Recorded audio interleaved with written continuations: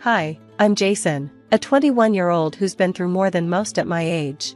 Growing up, I always felt like I was in the way. After my parents divorced when I was 10, my life became a ping-pong game. Mom had her new boyfriend, and Dad was quickly remarried. Neither of them seemed to remember they had a son who needed a place to call home. I just needed to figure things out.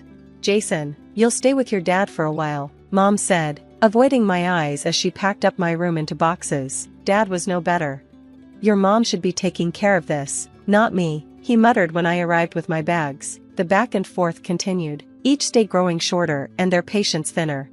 You know, Jason, maybe it would be easier if you stayed with your Aunt Marie just until we sort things out, Dad suggested one day, not even trying to hide his relief when I agreed. Aunt Marie was different. Her home was small, but her heart was huge.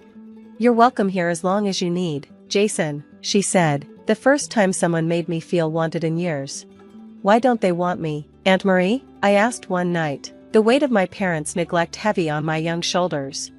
It's not about you, Jason, it's their loss, not yours, she replied, her words a balm to my aching heart. Living with Aunt Marie wasn't just about having a roof over my head, it was about building a life.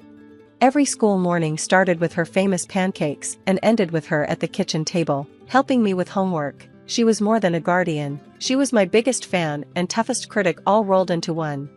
You're smarter than you think, Jason, apply yourself, and you'll go far, she'd say, pushing me to dig deeper in my studies. Under her guidance, I started excelling in school. It wasn't just about making good grades. It was about proving to myself that I could be someone who wasn't defined by my parents' abandonment. Every A on a test, every successful project, wasn't just a win for me, it was a win for us. As I grew older, interactions with my parents became increasingly rare and emotionally distant. Phone calls on birthdays or a card during the holidays were the extent of their efforts, each one feeling more like an obligation they couldn't wait to fulfill. Hey sport, how's school? Dad would ask with an almost scripted detachment. It's going well, thanks, I'd reply, keeping it brief. The calls usually ended as quickly as they started, leaving a hollow feeling that lingered a bit longer each time. But Aunt Marie's presence made up for it all. She was there for every important moment, my first soccer goal, my high school graduation, and every small victory in between. It's not where you come from, Jason, it's where you're going, remember that, she'd remind me whenever I felt the sting of parental neglect. By the time I was ready for college, I had grown into a strong, independent young man, largely due to her influence. Aunt Marie drove me to college orientations, helped me fill out applications, and celebrated with me when the acceptance letters came in. We did it, Aunt Marie, I told her the day I got my acceptance to State University, my first choice. We sure did, kiddo, she replied, her eyes misty with pride. Her unwavering support wasn't just about fulfilling a duty, it was about providing me with the foundation of love and encouragement every child deserves. As I moved into my college dorm, looking back at her waving from the car, I knew that no matter where life took me, the lessons she taught me and the love she gave would always be with me, guiding me forward. The news came during my sophomore year of college. My grandfather, whom I hadn't seen much since I was a kid due to my parents' split but whom I loved very much, had passed away. The news hit me like a thunderbolt, a shock I hadn't anticipated, but the real surprise wasn't just his passing, it was what he left behind for me. According to his will, I was to inherit $1 million. I remember sitting in the lawyer's office, feeling a mix of grief and disbelief. Your grandfather always spoke highly of you, Jason, he believed in your future, the lawyer told me as he handed over the documents. I was overwhelmed. My grandfather had watched from a distance, but still saw something in me worth believing in. It was a stark contrast to my parents, who seemed to have forgotten I existed unless it was convenient for them. The inheritance felt like a validation of my efforts and my worth, a reward for all the pain caused by my parents' neglect and abandonment. But it also brought an unexpected complication, the sudden reappearance of my parents. Almost overnight, they were back in my life, their affection overflowing in a way that felt jarring and insincere. Jason, we've missed you so much, Mom said over the phone, her voice dripping with an emotion that didn't quite reach her words. We were just thinking about how long it's been since we all got together, Dad added, as if years of neglect could be brushed aside. Their timing seemed too coincidental to be genuine. It was clear they were aware of the inheritance, and it pained me to realize their sudden interest was likely driven by the knowledge of that $1 million. The calls and messages increased, each filled with feigned concern and hollow sentiments. "We should catch up, Jason. It's been too long," Mom would say, but all I could hear was the unspoken, "We should talk about that money." I found myself in a tough position, torn between the desire to finally have my parents back and the nagging suspicion that their motivations were purely financial. The internal conflict was exhausting, and I leaned heavily on Aunt Marie's wisdom. "They're your parents, Jason, but be careful," she cautioned, her protective nature always at the forefront. "People don't change overnight." As the reality of their intentions became clearer, I braced myself for the inevitable confrontation. I knew I had to confront their sudden change of heart head-on, and I braced myself for what was quickly shaping up to be a significant conflict, one that would test not just my resolve, but the very nature of our familial bonds. The pressure built rapidly after my parents re-entered my life, with each conversation subtly steering towards finances. It wasn't long before the veil was lifted entirely. During a particularly blunt call, my father laid out their true intentions with unsettling clarity. "Jason, I've got some debts that have piled up, and your siblings need support for their education. You have the means to help," Dad said, his voice a mix of faint casualness and desperation. The word family suddenly became a tool wielded with precision to guilt me into opening my wallet. My initial shock at the directness of his request quickly turned to frustration. "We haven't really been a family for years, Dad. Why am I only hearing from you now, and only when you need something?" I countered, my voice firm despite the turmoil inside. "It's not like that, Jason. We've always cared about you," Mom chimed in, her tone soothing but lacking sincerity. The conversation escalated into a confrontation as I challenged their sudden affection. "You can't just walk back into my life and expect me to solve your problems. Where were you when I needed you?" I demanded. "We made mistakes, Jason. We're trying to make things right," Dad replied, his voice strained, but their apologies felt empty and their reasons self-serving. The more we talked, the clearer their motives became, and my resolve only strengthened. I remembered all those years with Aunt Marie, the stability and love she provided without expecting anything in return. That was what family was supposed to be. "No, I can't help you," I finally stated, each word solidifying my decision. "I have my own life to build and responsibilities that don't include fixing your mistakes." The silence that followed was telling. The disappointment was palpable. But with the pain of the confrontation came a deep sense of relief. I had stood up for myself, establishing boundaries that were long overdue. As I sat back, the weight of the conversation pressing down on me, I recognized it as a pivotal moment, one that redefined the dynamics of our relationship. I was no longer the child left behind. I was an adult taking control of my life and my choices. The confrontation, though painful, was necessary. It marked a significant turning point in my journey, reinforcing my independence and my commitment to live a life defined not by the past, but by the values and people who truly mattered. With the decision to stand firm made, I knew I needed to ensure my future and my inheritance were protected. I met with a lawyer to explain the situation and my intentions to invest wisely and secure both my and Aunt Marie's futures. The lawyer advised me on setting up trusts and investment accounts that would safeguard the money and allow it to grow responsibly. "Let's make sure your financial future is as secure as possible, Jason. You've got a good head on your shoulders," the lawyer remarked, approving of my plans to prioritize education and long-term investments. With legal protections in place, I felt a profound sense of relief. For the first time in a long time, I was making decisions entirely on my own, free from manipulation or guilt. Returning home to Aunt Marie, who had been my rock throughout this entire ordeal, I sat at our old kitchen table, the same one where we'd shared countless meals and conversations. I told her everything. "Aunt Marie, I've taken care of the inheritance. There's something else. I've set up a fund for us, for the home improvements you've always talked about and maybe even a trip to Europe, like you've always wanted," I said, watching her reaction closely. Tears welled up in her eyes as she reached across the table and squeezed my hand. "Jason, you didn't have to do that. I didn't take care of you for any of this." "I know, Aunt Marie," I replied, my voice thick with emotion, "but you gave me a family when I had none. You deserve everything and more. You are the most deserving person of this money. You're the one who took care of me, taught me love, and gave me attention. You are my true mother." The realization of what family truly meant had never been clearer. Family wasn't just about blood relations. It was about who stood by you during your lowest moments, who supported you without conditions, and who loved you unconditionally. Aunt Marie was my family in every way that mattered. Reflecting on the entire journey, I understood that the love and support she provided were the true essence of family. I came to realize that the challenges I faced with my parents were not merely obstacles, but valuable lessons that had fortified my resolve and deepened my understanding of loyalty and love. As I looked to the future, I felt more confident and secure in who I was and in my ability to navigate whatever life might present.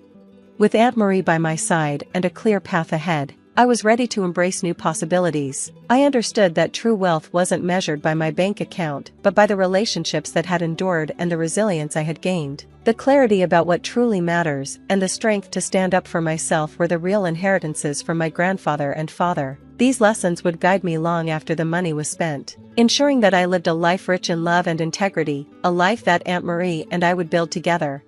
That concludes our story. Now, here's a question for you. Is it ever justifiable to cut off family members financially if they only show interest when they want something? Share your thoughts and experiences in the comments below. If you found this story impactful, please hit the like button and subscribe to the channel for more thought-provoking content. Your support helps us bring these stories to light. Let's continue the conversation and explore these complex family dynamics together. Hey Barbara, can't you reconsider? Daniel is still in middle school. To leave him and move abroad. Barbara, the wife of her son, tilted her head slightly and frowned as if troubled. Daniel is plain and slow, and to be honest, it feels like he's not even our child. He seems to get along with you in an odd way, so please take good care of him. It's one thing to speak ill of oneself, but to say such words about her own son, Daniel, it made her tremble with anger. However, those feelings were suppressed, never turning into words, remaining in her heart. Daniel and I watched the car carrying the departing son and his family until it was out of sight, then looked up at the orange tree in the empty garden. As I wondered, Daniel pointed out that there were still a few left. My son Charles and his family had taken many oranges for memories, but a few remained on the branches.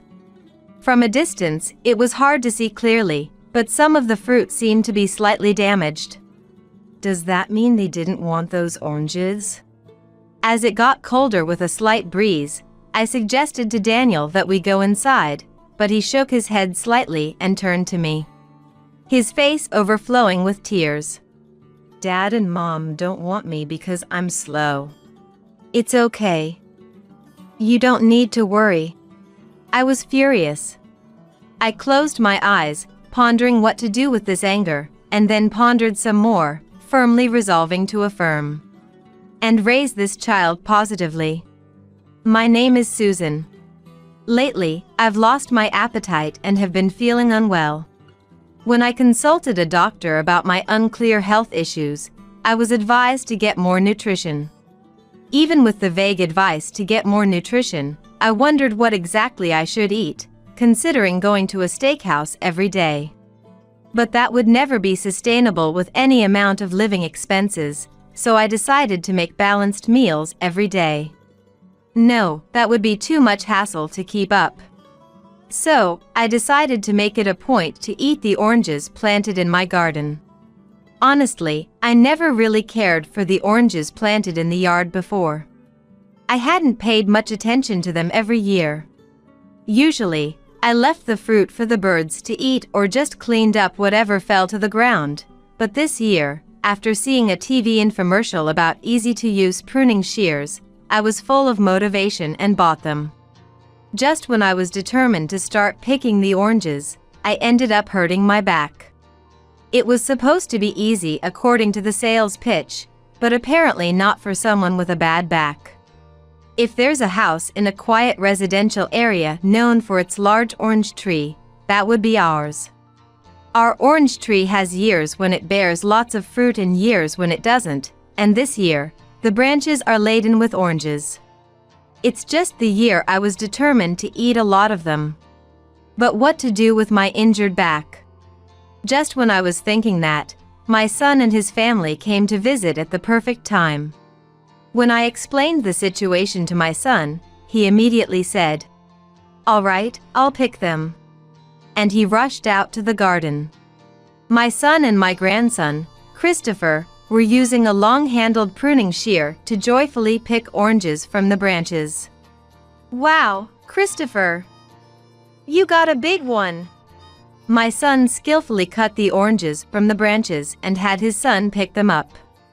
As for me, I was sitting by the window overlooking the orange tree, staring at a chessboard with my other grandson, Daniel. Daniel was looking intently at the chess pieces laid out on the board, lost in thought, seemingly oblivious to the noise of Charles and Christopher gathering oranges in the garden. It seems I was so focused that I didn't even hear Charles and Christopher making noise while gathering oranges in the garden. When Christopher, the older brother, quietly placed an orange beside Daniel and then turned to me, he put his index finger to his lips in a gesture for silence. He didn't want to disturb his brother, who was deeply engrossed in the game. That was the kind of kindness Christopher had. "Charles, lunch is ready." "Yeah, thanks. We'll be right there." Perhaps one reason my son and his wife visit my house several times a month is because my husband had passed away early. My son's wife, Barbara, is a down-to-earth woman who naturally takes over the kitchen in our house to prepare lunches for everyone. Daniel and I were invited to join them for the meal, but Daniel remained silent, staring at the chessboard, unwilling to move. When I gently touched Daniel's shoulder, "Huh?" he looked up in surprise, saying, "Grandma, will you play chess with me after lunch?" "Of course. Let's go." Barbara, Charles, and Christopher were enjoying their meal while watching TV, laughing together. The TV featured a special on a high school soccer player belonging to a famous high school, and Charles pointed at the TV, tapping Christopher on the shoulder. "Hey, look, Christopher. The high school you're going to is on TV." Christopher has always been athletically gifted, shining in every game he plays. Daniel took up soccer as well, but wasn't quite as skilled. He couldn't outshine his brother. Barbara looked at Christopher with joy and said, "I heard from a friend that Christopher is quite famous among middle schoolers. He's really good at soccer. It seems his name has even spread to other schools." She looked even happier than Christopher, the subject of the conversation. I couldn't help but clear my throat and glance at Daniel's expression. He looked somewhat lonely, slowly slurping up his pasta one strand at a time. Now that Christopher has a scholarship for soccer in high school, it's Daniel's turn. With a promising brother like Christopher, Daniel will surely improve quickly too. Right. Christopher and Daniel, let's play soccer in the park after lunch. But Charles, isn't Daniel going to continue with chess? Oh, right. You haven't finished yet? I informed Charles that the game was still ongoing. Then, I suggested if they'd like to join us in chess, though playing soccer is also great. Charles and Barbara exchanged glances and started laughing together. You're joking, right? Playing chess by the window on such a sunny day? What an unhealthy hobby. Charles, that's a bit harsh on Susan's only hobby. Both of them seemed to mock me and Daniel, but I didn't want to argue and risk spoiling our family relationship, so I nodded along and started washing up in the kitchen. I peeled the freshly picked oranges, placed them on a plate, and brought them out. Christopher and Daniel started eating them, laughing together. I discreetly approached Charles and tapped him lightly on the head from behind. Hey, you know Daniel isn't much into sports like soccer, right? He enjoys playing chess, so don't say weird things. Did I say something wrong? Charles, seeming neither concerned nor remorseful, took the ball and went to the nearby park with Christopher and Barbara. Left behind, Daniel and I returned to our seats by the window. Sitting in front of the sunlit chessboard, Daniel casually looked up at the orange tree. There are still a lot of oranges left, huh? Yes, do you want some more? Daniel shook his head slightly and then turned his gaze back to the chessboard, refocusing his attention. He has a strong ability to concentrate. At this point, I can't predict how Daniel will grow up, but I have a feeling he'll take a path quite different from his brother Christopher's.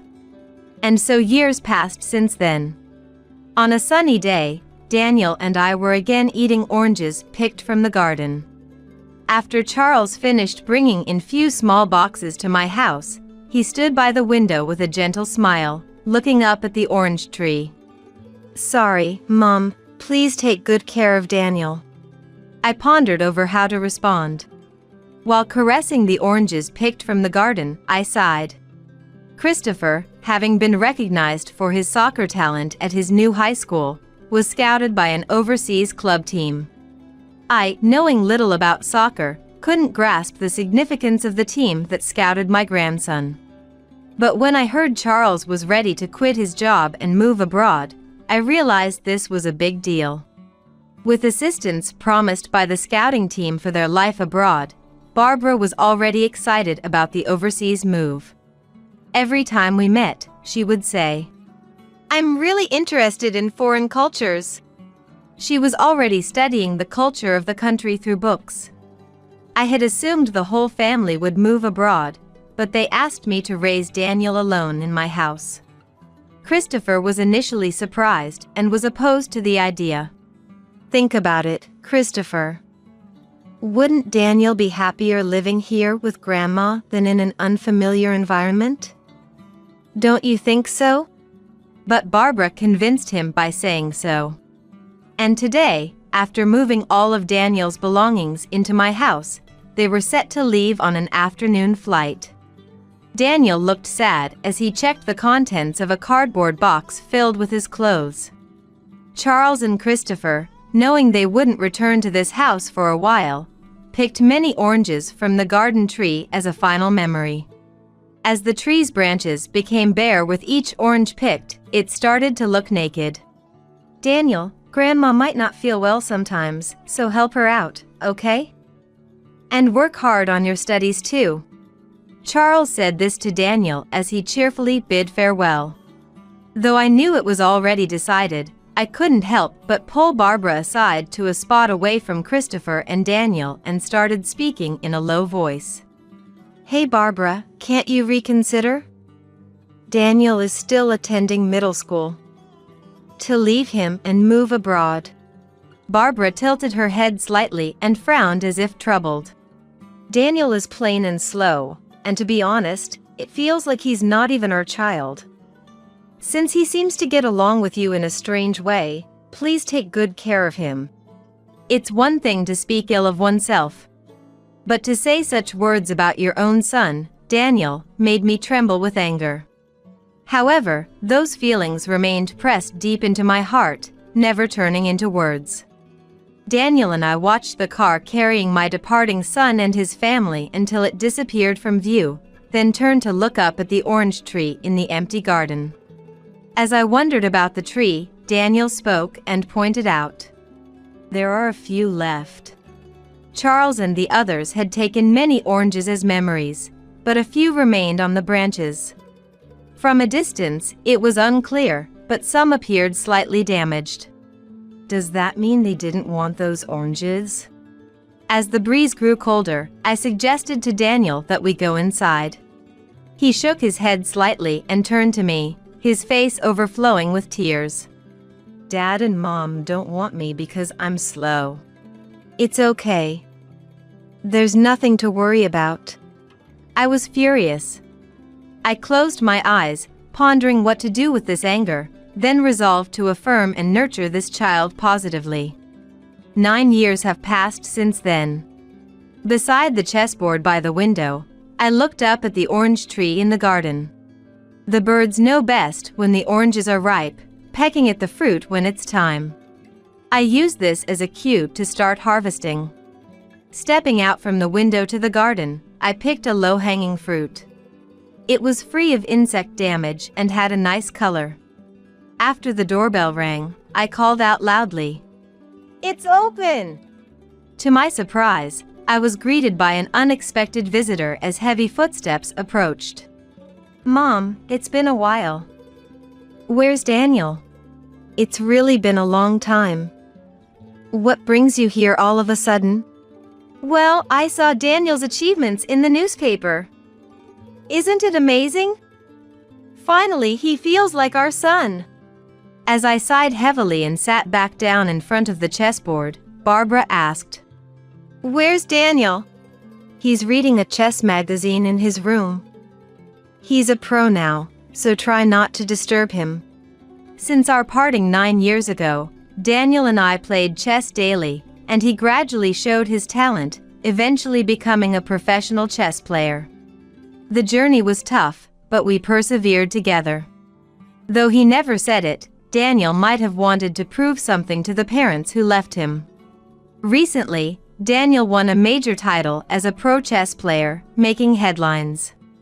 I hadn't told Charles or Barbara, but they must have found out and hurried back.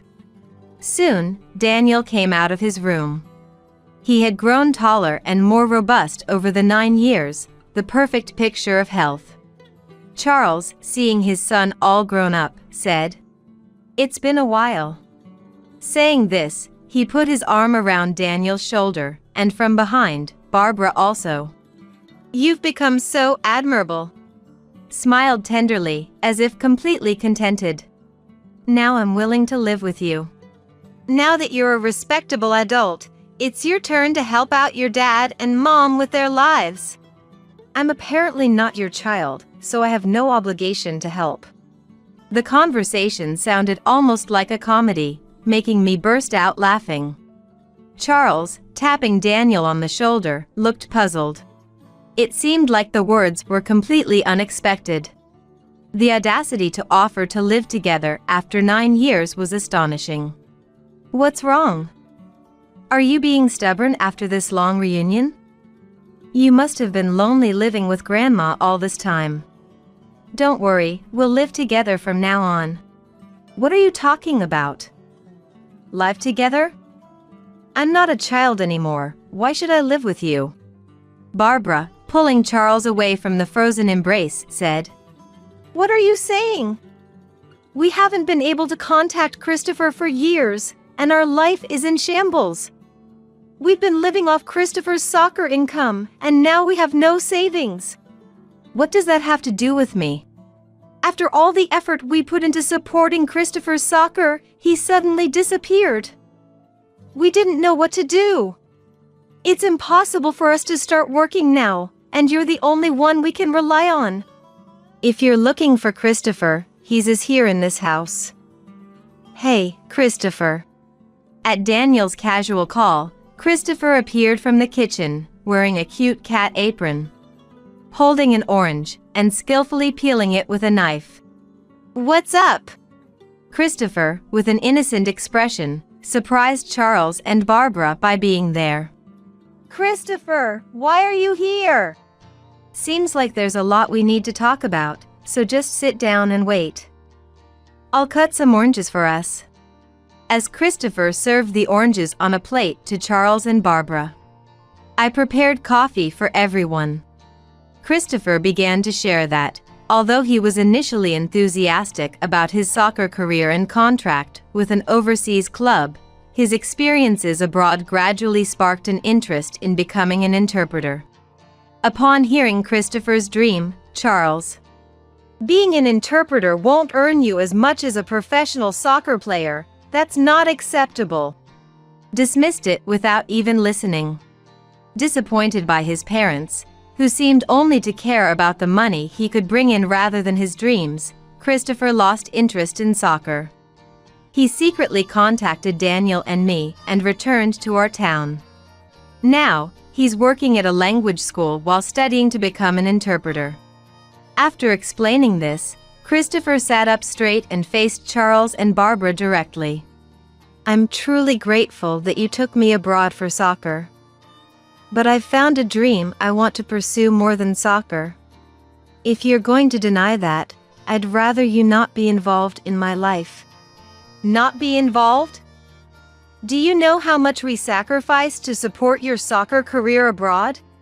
He reflected on how much time he had sacrificed as a father to support Christopher's soccer. He passionately explained how much he and Barbara Christopher's mother, had hoped and expected to make Christopher a top soccer player. Christopher, your dad quit his job to support your soccer. And now, you're giving that up for a job as an interpreter? It's not too late to go back to the club team. Right, that's a good idea. If life gets tough until you succeed in soccer, Daniel can support us. He's a famous chess player now, after all. The conversation seemed somewhat detached from reality. Perhaps even Charles and Barbara realized the absurdity of their words. Despite understanding the unfairness of their situation, fear of not being able to survive without such plans seemed to drive their irrational statements. The reason no one spoke up wasn't because the discussion had concluded, but rather because the end point of the conversation had become unclear. I poured coffee into each of the empty cups. The scent of coffee filled the living room, which was enveloped in silence.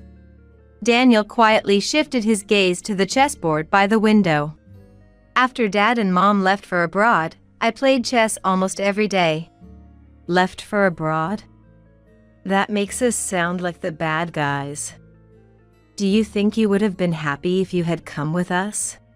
You're right. If I had lived with parents like you, I might have lost sight of what I was striving for, just like Christopher did. This provocative stance immediately angered Barbara. She stood up and lunged at Daniel, prompting me to quickly step in front of him to block her. Barbara glared at me and shouted at Daniel. Move! How dare you speak to your parents like that? Speak to your parents? It's been 9 years. 9 years! You didn't come back to see Daniel even once in all that time. Can you imagine how long these years have been for him?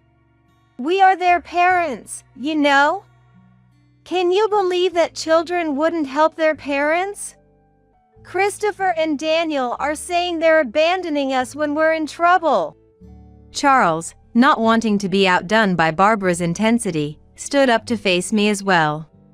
Exactly. It's irresponsible not to help when your parents are in trouble. It's a child's duty. You're talking about duty? I mentioned I was feeling a bit unwell 9 years ago, remember? Yet, you chose to ignore that and went abroad. It's shameful to change your tune when it suits you. But that's because...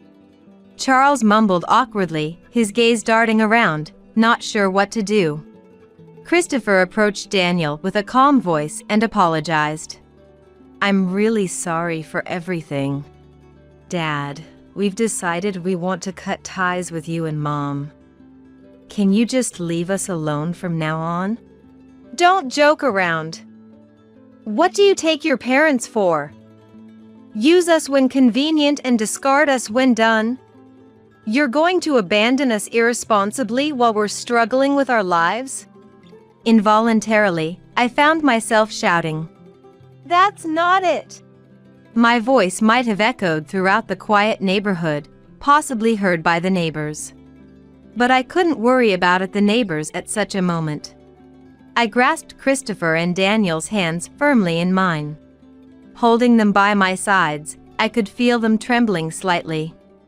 Despite their calm demeanor, they were frightened by their biological parents' sudden visit. I knew I had to express the anger on their behalf. It was time to voice the feelings Christopher and Daniel had harbored towards their parents. It's the adult's job to work for their children, not the other way around. We're the parents. We are a family. After abandoning a young Daniel and selfishly deciding on Christopher's potential, like you have any rights to say that. How are you their family? At my words, Charles's eyes widened in shock, and he reached out to grab my collar. Instinctively, I braced for any potential violence by curling up defensively. However, Daniel quickly stepped in front of me and effortlessly lifted Charles, sending him spinning through the air. And before you know it, Charles was lying on the ground, looking up at Daniel. In a state of shock and lying down, Charles is too astonished to say anything. He probably never imagined that the once frail Daniel could throw him.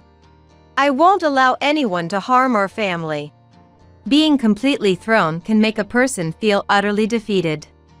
Charles, lying on the ground and looked down upon by Daniel, must have felt a deep sense of embarrassment. Barbara rushed to Charles with a worried look, but he got up, saying, "I'm fine." However, the aggression he had shown earlier had vanished. Voices from outside could be heard. It seemed the neighbors had gathered, alerted by the shouting from our house. Charles and Barbara exchanged glances and hurriedly left the house, their departure marked by their pitiful retreat. Their future, after such a humiliating exit, remained unknown. Relying on Christopher's income from soccer, Charles and Barbara had little in the way of qualifications or work experience, making it difficult for them to find decent employment at their age. 2 years later, Christopher successfully became an interpreter. His work took him to various places, keeping him busy. Daniel continued to diligently study and practice chess, striving to master the game. Both brothers excelled in their respective fields. As for me, with my grandchildren grown and independent, I started teaching at a children's chess club, aiming to nurture their interests. Having loved chess since childhood, I had once dreamed of becoming a professional player. Despite joining chess clubs in middle and high school and competing in numerous matches, I recognized my limitations and eventually lost faith in my own talent. Even though friends and family encouraged me, saying I had talent and should keep at it, I lost the ability to believe in myself. Having experienced the pain of not accepting my own immaturity, regretting giving up on my dreams, and feeling a tightness in my chest, I had a strong desire to convey something important to the children in my chess class. After all, I had successfully raised Daniel, an exceptional professional player. Although it's often challenging, I find fulfillment in guiding each child, focusing on their individual hearts and potential. Christopher and Daniel live harmoniously with me, sharing these values. I deeply respect Christopher and Daniel, each thriving and fulfilling their dreams.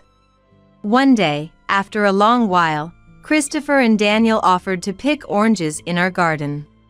As I've gotten older, reaching for the high oranges has become more of a chore, so I was grateful for the help. Christopher stretched the pruning shears as high as he could, trying to gather all the oranges for my chess club students. "This is quite the tedious task," I remarked with a smile, solving chess problems by the window. I remembered how I used to challenge Daniel with my own chess problems, but now, as a professional player, he would present me with puzzles and watch amused as I pondered over them.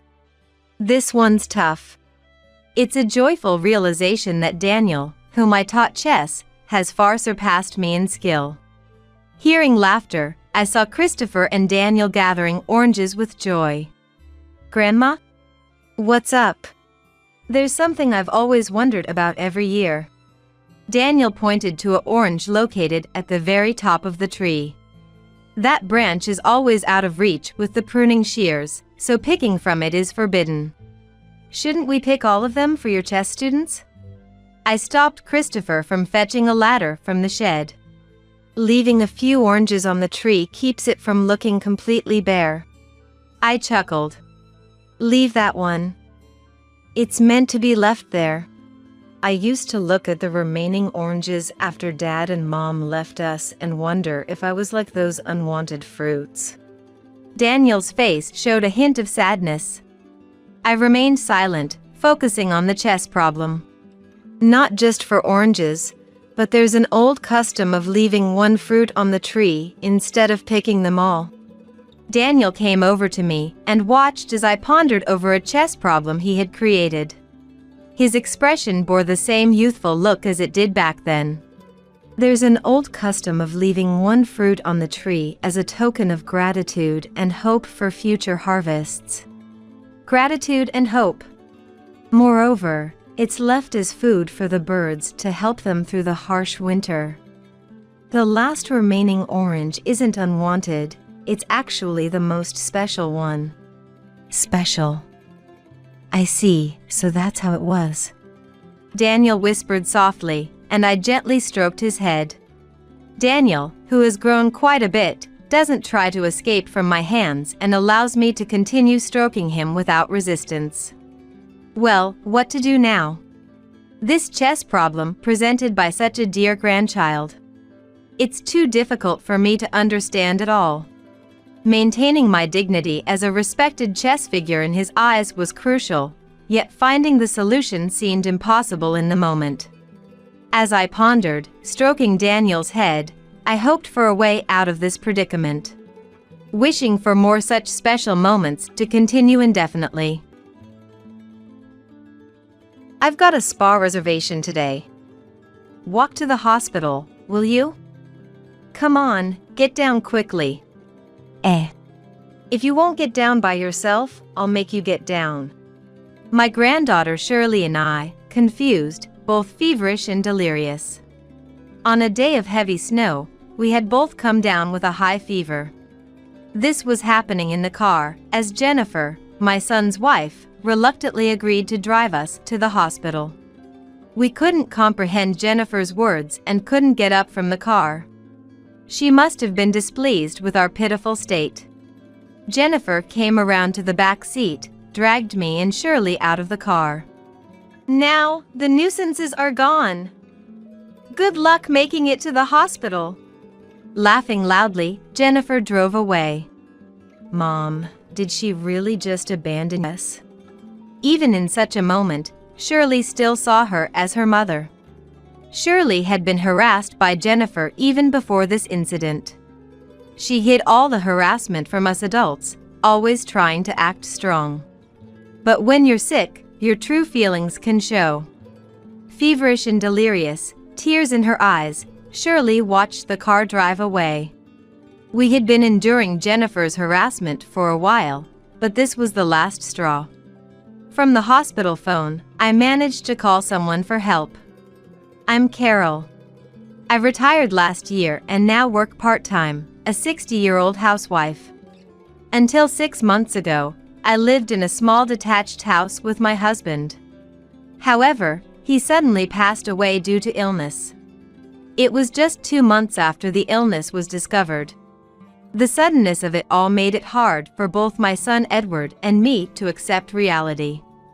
I had been with my husband since we were in junior high. It felt like our hearts and bodies were in the same state. Right after he passed, I couldn't even eat. Sorting through his belongings at home, I couldn't stop crying and barely made any progress. Edward would occasionally come to the house to support me, gradually accepting reality and finishing the home organization. Edward suggested I live with him. But Jennifer is there, so I'll refrain.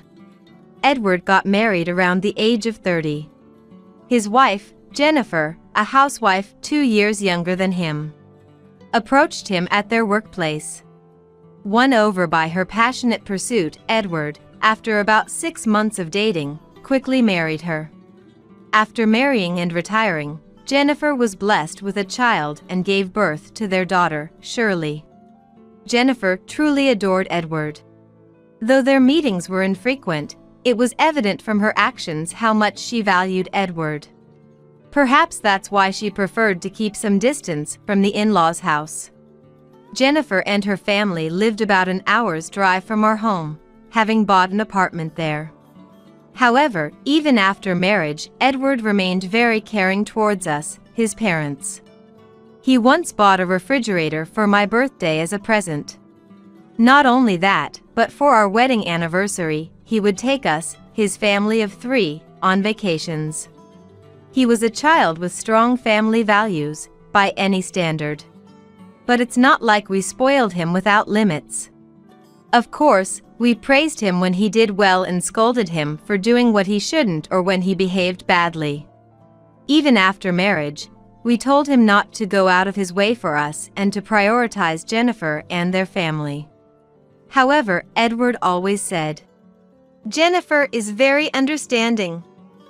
She always supports me. And never changed his ways. But Jennifer seemed to harbor some dissatisfaction towards Edward.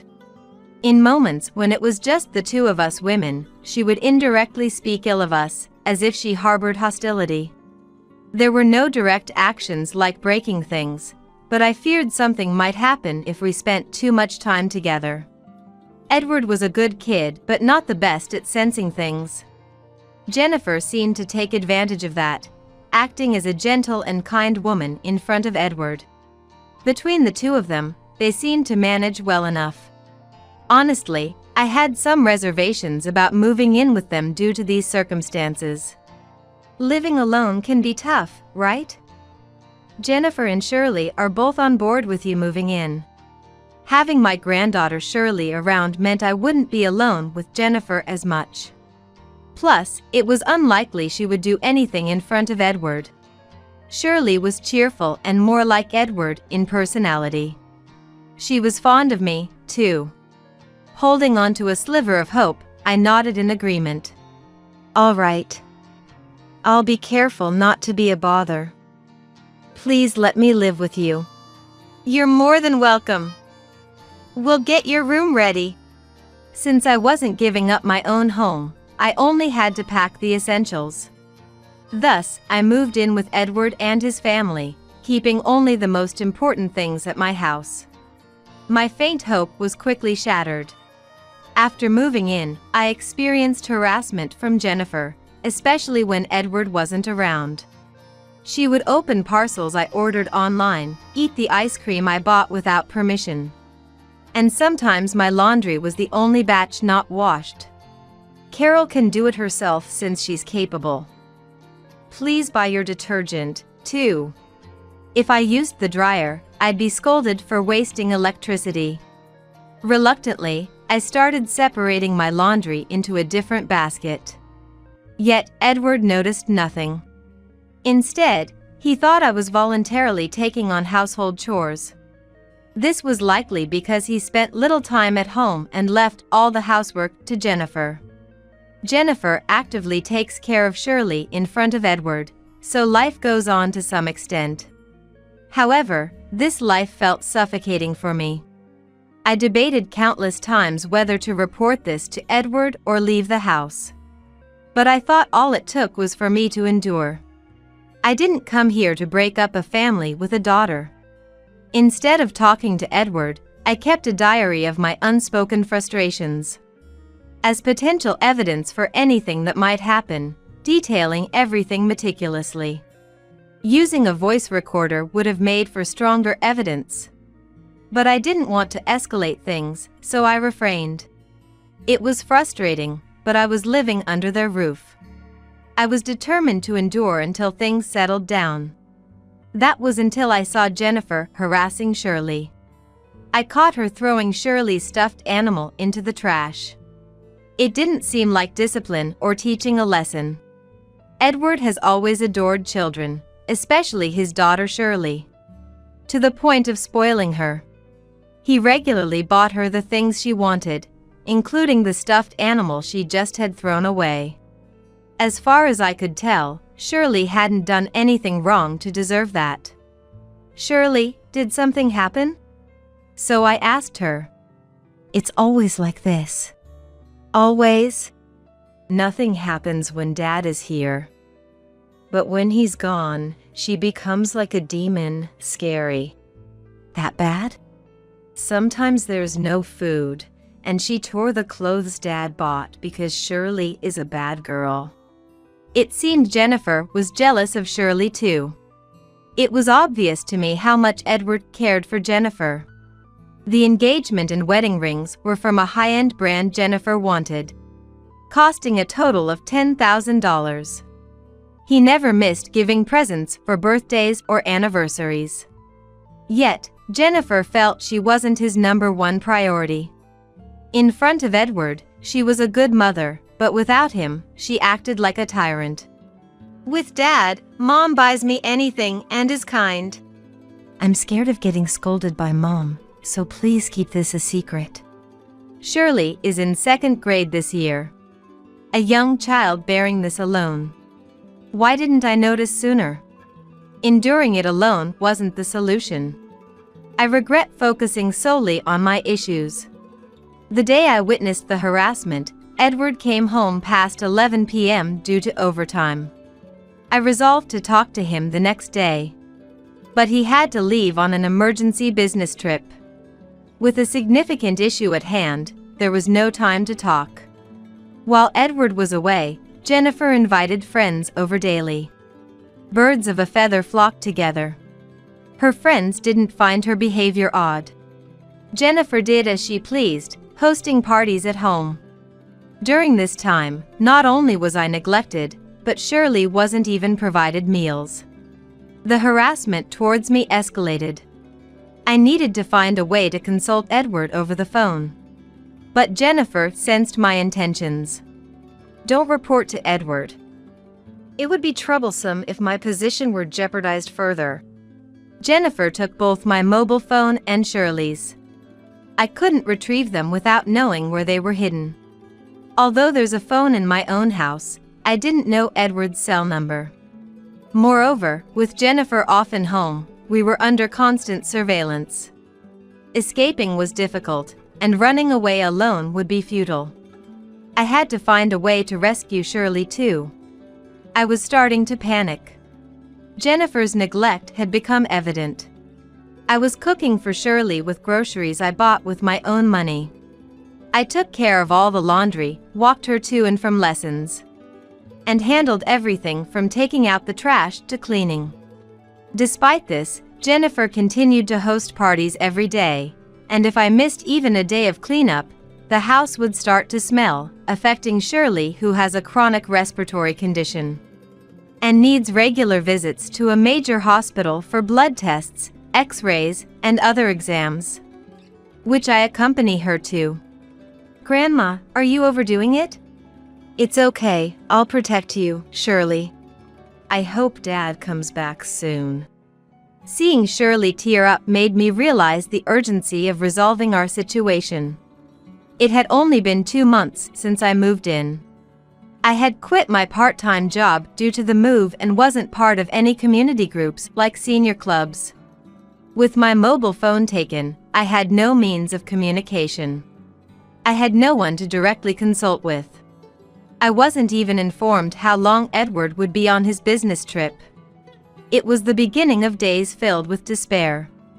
2 months into this life, in February, possibly due to global warming, the year experienced extreme temperature fluctuations.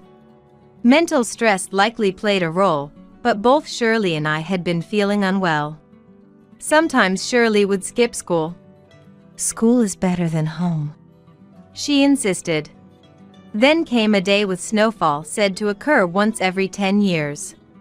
The day before, I felt unwell as usual and woke up with a fever of 102.2 degrees Fahrenheit.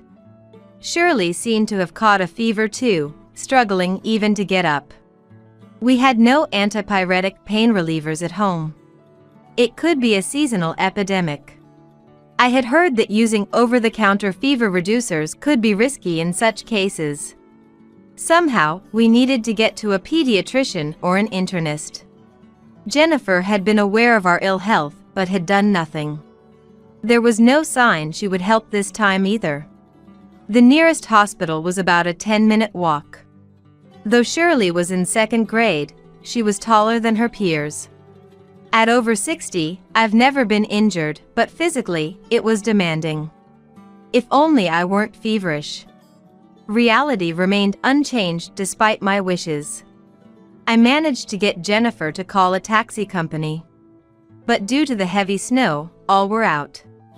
And with uncertain wait times, they couldn't dispatch one. How could I get Shirley to the hospital? I had no choice but to rely on Jennifer. After much deliberation, I reached that conclusion. Please, can you drive us to the hospital? I pleaded with Jennifer. She seemed to ponder before responding. All right, but asking me for a favor means you'll need to provide something in return, right? She said, implying I had to pay her as if she were a taxi. If it meant getting Shirley the care she needed. I had no choice but to agree. It's not much, but will this do? I handed Jennifer all I had, $100. She visibly grimaced at the amount, presumably expecting more. It's no surprise the amount was small. I had quit my part-time job. Despite this, I was covering the expenses for Shirley that Jennifer wasn't paying. The $100 was a significant amount for me, but it couldn't be helped. Jennifer, with a look of dissatisfaction, securely placed the $100 in her wallet. Well, all right. Hurry up and get ready. Her reluctance was evident, but it seemed she would drive us after all. Unsure when Jennifer might change her mind, I quickly prepared Shirley, who was barely able to stand, and we got into the car. Because of the rush, I was still in my pajamas. Jennifer just looked at her mobile phone while we were getting ready. We set off amidst the heavy snow that blurred our vision.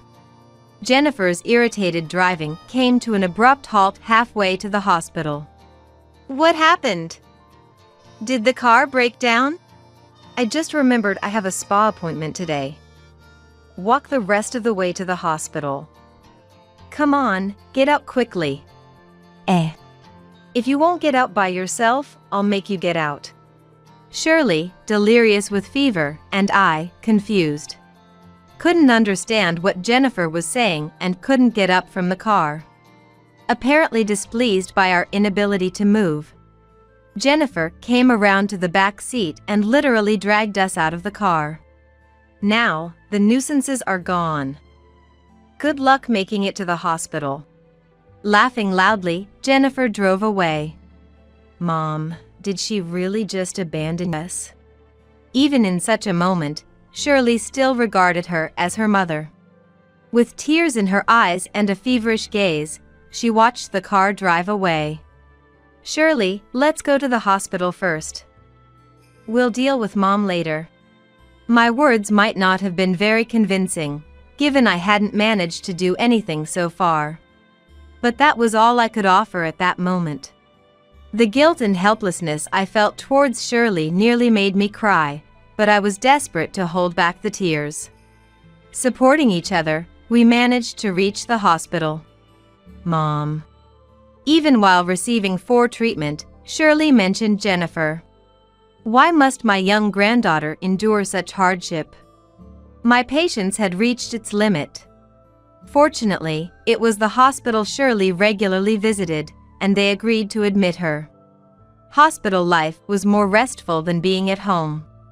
I realized then how tense I had been. Having recovered a bit both mentally and physically, we were cleared to leave the hospital. It had been 3 days since we were at home. Jennifer's surprised face greeted us upon our return. Seriously? You're alive? I thought, what a way to speak, as I shielded Shirley behind me. Yes, we were properly treated at the hospital. The worst. I kicked you out because I didn't want this place to become a crime scene. It would have been better if you had just disappeared. Jennifer was scolding us with a look of disdain. Her face turned pale the next moment, thinking she was alone in facing us. Jennifer, what are you saying? The person who came from behind us was Edward. Edward! Why are you here? Back during our hospital stay, I had made a phone call to a certain person. It was Edward. Since Shirley's hospital had Edward's mobile number as an emergency contact, I asked the hospital to let me call him to report our hospitalization. Being a blood relative allowed the call to go through. Jennifer had been in regular contact with Edward. However, she had not conveyed our health issues. She claimed to be handling all the household chores herself. It's cold recently, you both should rest well. Can Jennifer take over for you? Jennifer isn't here. Why? Has she left already? We were supposed to be brought by Jennifer, but she left us on the road. I reported to Edward everything Jennifer had done to us. including the harassment towards Shirley and the neglect since Edward left. I can't believe Jennifer would do such a thing, but if you say so, it must be true. I'll hurry back, so please wait a little longer. Initially, Edward was in denial. My flurry of words made him realize the seriousness of the situation. However, he wanted to see the evidence with his own eyes. I implored him to see for himself and requested he take leave. As promised, Edward managed to finish his work early and came home temporarily. Jennifer, explain everything. Was what you just said truly what you think? No, it was just a joke, obviously. Mom, let's stop this. Shirley, who had been watching us argue, spoke up. She began to recount the mistreatment she had suffered from Jennifer, choking up with tears at times, with the severity of the actions being too much for an elementary school student. I can't believe it. I didn't think she was that kind of person. It's not true. Shirley, stop lying. Edward, usually gentle, had a tense expression. He rushed to console Shirley, who continued to cry. Despite Jennifer's continued denials, I pulled out the diary. Here's the evidence. This is all written by Carol, right? It's fabricated. In fact, I'm the one being harassed. Please believe me, Edward. Jennifer clung to Edward's arm, crying. Edward, ignoring Jennifer, started reading my diary. There's more evidence here. Come in, please. I regretted not buying a voice recorder. There was no turning back now. I realized I needed to present irrefutable evidence or Jennifer might manipulate the situation to her advantage. In a move that felt partly like a gamble, I believed there would be physical evidence and let Edward into the house. My hunch was correct. It appeared Jennifer had hosted a party at our home the previous day. The living room was cluttered with empty alcohol containers and uneaten fast food, creating a slight odor, especially since we had been away for 3 days. So, everything Mom has been saying is true. I just hadn't gotten around to cleaning up yet. Jennifer, we need to divorce. I'll take care of Shirley. Edward, cutting off Jennifer's excuses to suggest divorce, seemed to show he wasn't willing to entertain her justifications any longer. Jennifer, faced with the idea of divorce, couldn't accept it, breaking down like a child, incapable of coherent discussion. Right there, Edward called Jennifer's parents to explain the situation over speakerphone, allowing us to hear their reactions. After initial shock, Jennifer's parents sighed deeply and ended the call with continuous apologies to us. Jennifer didn't calm down enough to talk properly after that, only repeating apologies to Edward without once explaining herself to me. It was clear staying there wouldn't change anything. Excluding Jennifer, the 3 of us decided to begin a new life in my standalone home. Edward, still somewhat attached, tried to engage Jennifer in conversation several times afterwards. However, she only ever responded with denials. It's not true. I'm not at fault. This infuriated me once more, reminding me of a child's denial. She wasn't inherently bad. I had hoped if she changed her behavior, we might have a chance again. But it never came to that. The absence of any change led Edward to decide on divorce. Communication became impossible, so they proceeded with lawyers to finalize it. Shirley initially showed some resistance to the divorce. It's sad for Mom. I think Dad should be with her, despite enduring so much mistreatment herself. Probably, Jennifer's good mother facade in Edward's presence was hard for Shirley to forget. A small act of kindness left a lasting impression. Perhaps, in some ways, Jennifer was pitiable, her life having drastically altered since meeting Edward. Shirley's words allowed me to feel pity for Jennifer for the first time, aside from my anger. However, Edward and I always shower Shirley with the same love. Being with us, where she doesn't have to fear people's faces, must be more comforting for her. Gradually getting used to life in the detached house and feeling secure away from her mother, Shirley began to resolve to distance herself from Jennifer. We were in a position to demand child support and damages, but it seemed Edward couldn't bring himself to do it. Moreover, as Jennifer had been a housewife, she had no savings or income. Thus, we did not pursue any financial claims, and the divorce proceeded without them. Jennifer's parents, having been contacted by Edward, flew in from their rural home, which is quite far from where we live, so it took them some time to arrive. After the divorce was finalized, Jennifer was taken in by her parents, who came to our place to apologize in person for the trouble caused. They even offered me cash as compensation for the inconvenience, particularly towards me. According to Jennifer's parents, she had become mentally unwell after separating from Edward. She had a history of getting deeply involved in her romantic relationships since her student days, sometimes causing trouble or distress to her partners. Each breakup left her deeply depressed, sometimes confining herself at home. She had become somewhat more stable mentally as she began to lead a fulfilling life outside of her personal affairs. But then she met and fell in love with Edward. Edward's kind nature, always trying not to make her feel insecure, was comforting for her. However, she disliked his kindness towards others. All these factors combined led to the current situation. Her parents have since helped her start psychiatric treatment, but recovery seems slow, with Jennifer mostly staying in her room.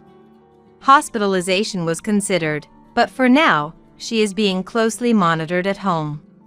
At the doctor's suggestion, all of Edward's contact information has been deleted, and he has done the same, so there's no longer any contact between them. I declined to accept the inconvenience money, asking for it to be put towards Jennifer's treatment instead. Edward seems unaware of Jennifer's current situation.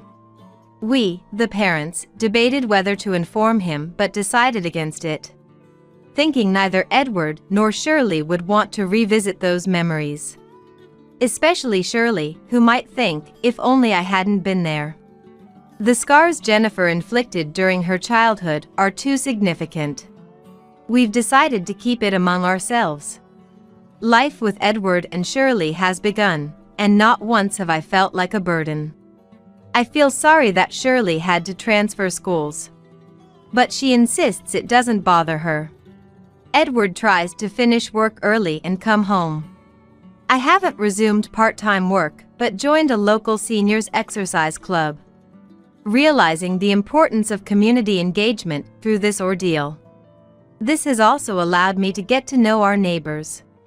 Now, I live modestly happy days with my beloved son and granddaughter. Impossible! William, that can't be done. Switch some medicine with that. I only heard a whisper, but it was unmistakably William's voice. I'm sorry, Linda. Actually. The next day, Mary confessed something to me. I was shocked and at the same time, resolved. I must protect Mary at all costs. And William, I will never forgive you. My name is Linda, a 55-year-old housewife. Recently, my only son John got married, and I felt at ease. My husband William and I are the same age. Guess we need to start thinking about our retirement, huh? We would laugh about it. John used to live alone in an apartment about a 5-minute drive from our house. It was a studio apartment. So, after getting married, the newlyweds moved to a bigger apartment. Their new place was even closer to us, just a 10-minute walk away. William and I thought, it's comforting to have John so close. But I felt a bit uneasy. Being so close to the house means we need to be careful not to overstep boundaries. I was warned by a friend before. At this age, most of my friends have become mother-in-laws just like me. And from them, I got various pieces of advice. The most shocking was about sons' wives. People have two sides. Just because she smiles in front of you doesn't mean she's happy, my friend said in a serious voice. In essence, don't be fooled by the superficial smiles of sons' wives. No one wants to doubt the smiling face of their son's wife. But my friend's words were convincing. In fact, this friend got along well with her daughter-in-law, meeting up frequently. She was like a real daughter to me, she'd often say. However, it turned out the daughter-in-law had been forcing herself to accommodate herself to her mother-in-law. One day, her pent-up frustrations exploded, and she got angry. They almost broke off their relationship, but somehow they managed to calm things down. At the end of the day, we're strangers. A proper distance is crucial. I remember the tired sigh and the lonely look on my friend's face. Mary, who married John, is a really nice girl. Always smiling and great at listening to others. Truly adorable. I wondered how such a nice girl ended up marrying John. When I visited the apartment, Mary greeted me with a smile. Furthermore, "Feel free to visit anytime," she said. I want to believe there's no lie in her words or smile. But taking everything she says at face value and imposing could be dangerous. To get along with a son's wife, such caution is necessary. By being cautious, we maintained a good relationship. We meet only when invited by the couple. We also refrain from contacting them unless necessary. It feels a bit lonely, but thanks to this, we've been able to get along without any issues. However, one day, when my son and his wife came to visit, they made a surprising request. "Excuse me? What did you say?" I asked again, and John repeated the same words. "That's right, I've been assigned to work overseas, so we want Mary to stay here with you." John had been on business trips abroad before, but this was his first long-term assignment. Upon asking, it turns out the duration is at least 2 years. And it might extend beyond that. 2 years? Is it okay for a couple to be apart for so long? Wouldn't it be better for Mary to go with you? Mary has her job, and I'll be busy abroad. It's safer for her to live with you guys than alone in a foreign country. John looked to Mary for consent, and Mary nodded with a smile. Really? We don't mind, but if we can support our son and his wife, that would be wonderful. But, is this really what Mary wants? Living with us, the in-laws, might be less comfortable for her than following John abroad. If Mary's parents were around, maybe she could have relied on them, but both of Mary's parents have passed away. But why can't she just live on her own? The apartment is close, and of course, we'd be happy to help if anything happens. There's no need to live together unnecessarily. Thinking it would be better for Mary, I suggested this to the couple. But, for some reason, that won't work, Mary immediately said. Mary has some bad memories from the past, and she can't live alone. Mary nodded. Is that so? I'm sorry for not knowing. No, it's fine. Then, living together might be the only option. At that moment, William, who had been silently observing, said, "If that's the case, she should stay with us. There's no need to hesitate. Mary is our daughter now." William smiled at the couple. Besides, he added, I often come home late from work.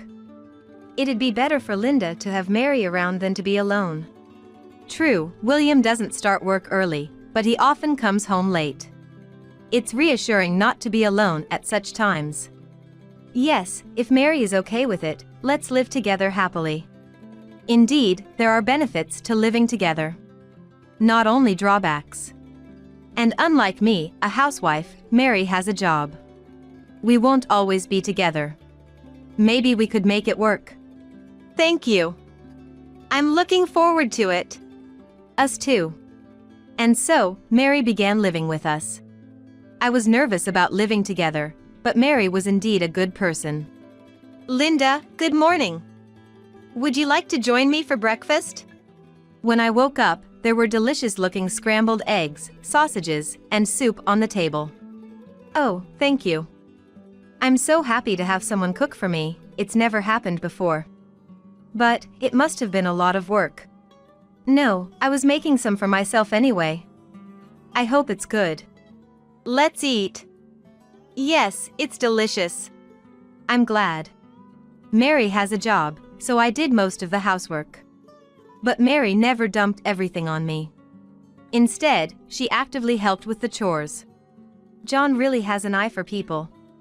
Marrying someone as wonderful as Mary, he's a lucky guy. I looked to William for confirmation. Indeed. And he smiled. Living together seemed problem-free. However, about a month into our living together, I noticed a change in Mary.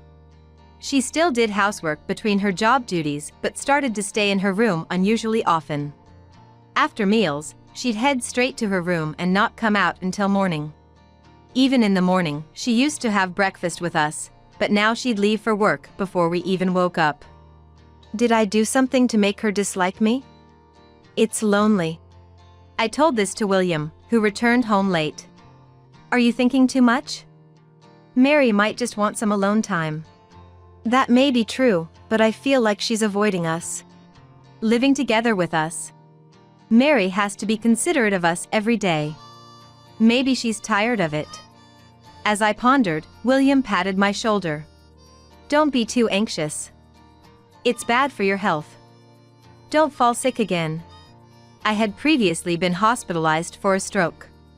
Remembering that, William looked worried and stroked my back. I'm fine. I'm taking my medication properly. But maybe I am overthinking it. After that, Mary avoided me even more, but I tried not to mind it. Weekdays were okay, but weekends were hard. On weekends, William would go out alone. So, I often went out with Mary. Even if we didn't go out, we chatted at home while eating snacks and spending time together. But recently, Mary would refuse even if I invited her. Moreover, she started going out every weekend. Are you going out now? I casually asked Mary as she was heading to the entrance. Mary looked puzzled and said, "This has nothing to do with you. Please leave me alone." Then Mary hurried out of the house. I understood she was rejecting me. Having been close at first, I was more shocked than I imagined. Since then, I've also started avoiding Mary somehow. Will things stay this way until John returns from abroad? Maybe it would be better for both of us to stop living together now. I wanted to talk to William, but, as luck would have it, he was not around. William had been away on a business trip for 2 weeks. The weekends were painful for me, so I tried to go out as much as possible. I didn't want to run into Mary. When I got home, I could hear Mary's voice coming from her room. It sounded like she was talking to someone. Since Mary wouldn't invite guests over without telling me, she must be on the phone. "I'm home." I called out and approached her room. As I was about to quietly open the door, I realized Mary was on a call. She was indeed on the phone. Convinced, I thought not to disturb her call and was about to leave. When Mary raised her voice. "It's impossible, William. I can't do that." I definitely heard William's name. William was supposed to be on a business trip. It seemed unlikely he would contact Mary from there. Yet, I heard Mary continue. "William, that's why I can't." I heard Mary say. I approached Mary's room again, trying to listen. I could hear Mary's voice, but not the person on the other end. I couldn't tell if it was William nor understand the conversation. Feeling frustrated, I couldn't leave or interrupt. I just stood there. Meanwhile, Mary seemed troubled on the phone. Repeatedly saying, "That's why it's impossible," she said over and over. Was William asking her for something? Maybe I should help. But she'll find out I was eavesdropping. It might worsen our already strained relationship. Yet, it's sad to think our relationship could get any worse. As I was pondering this, Mary cried out in distress. Almost simultaneously, I heard something fall. Soon after, William's low voice filled the room.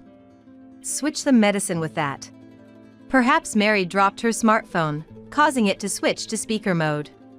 Mary must have quickly picked up the phone and switched it off speaker because William's voice disappeared, and only Mary's voice was audible again. After that, "I understand," Mary said, then fell silent. She must have ended the call. I took a deep breath, quietly returned to the entrance. And after composing myself, "I'm home," I called out to Mary again. "Ah, welcome back." Mary came out of her room, her face tense. There was no way I could question her about the phone call. Mary went back to her room with a troubled look. Who was William talking about? Most of all, the words about switching the medication with that stayed in my mind. I thought about asking Mary several times, but didn't have the courage to do so. Had William and Mary been in contact without my knowledge all this time? William's tone during that moment was far from his usual demeanor.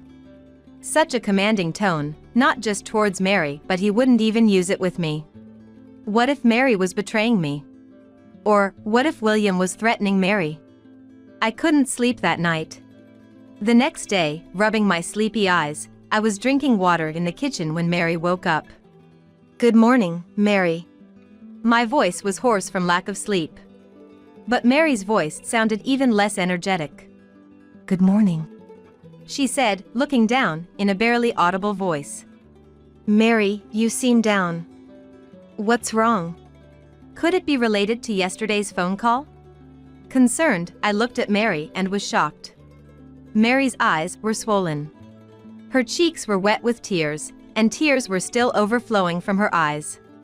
"Mary, what's wrong? Are you okay?" Instinctively grabbing her hand, Mary grasped mine back. "I'm sorry, Linda. Actually." Mary then explained something to me while crying. It was unbelievably shocking. I didn't know how to react after hearing everything. Stunned by Mary's sudden confession, my mind went blank. Mary cried in front of me again. "I'm sorry. Linda, I'm sorry." Mary kept apologizing. I hugged Mary. "What are you talking about? It's all William's fault, not yours." I tried to soothe her, but Mary's tears wouldn't stop. Hoping to calm her down, I gently stroked her back. "I'm sorry. It's my fault for keeping silent."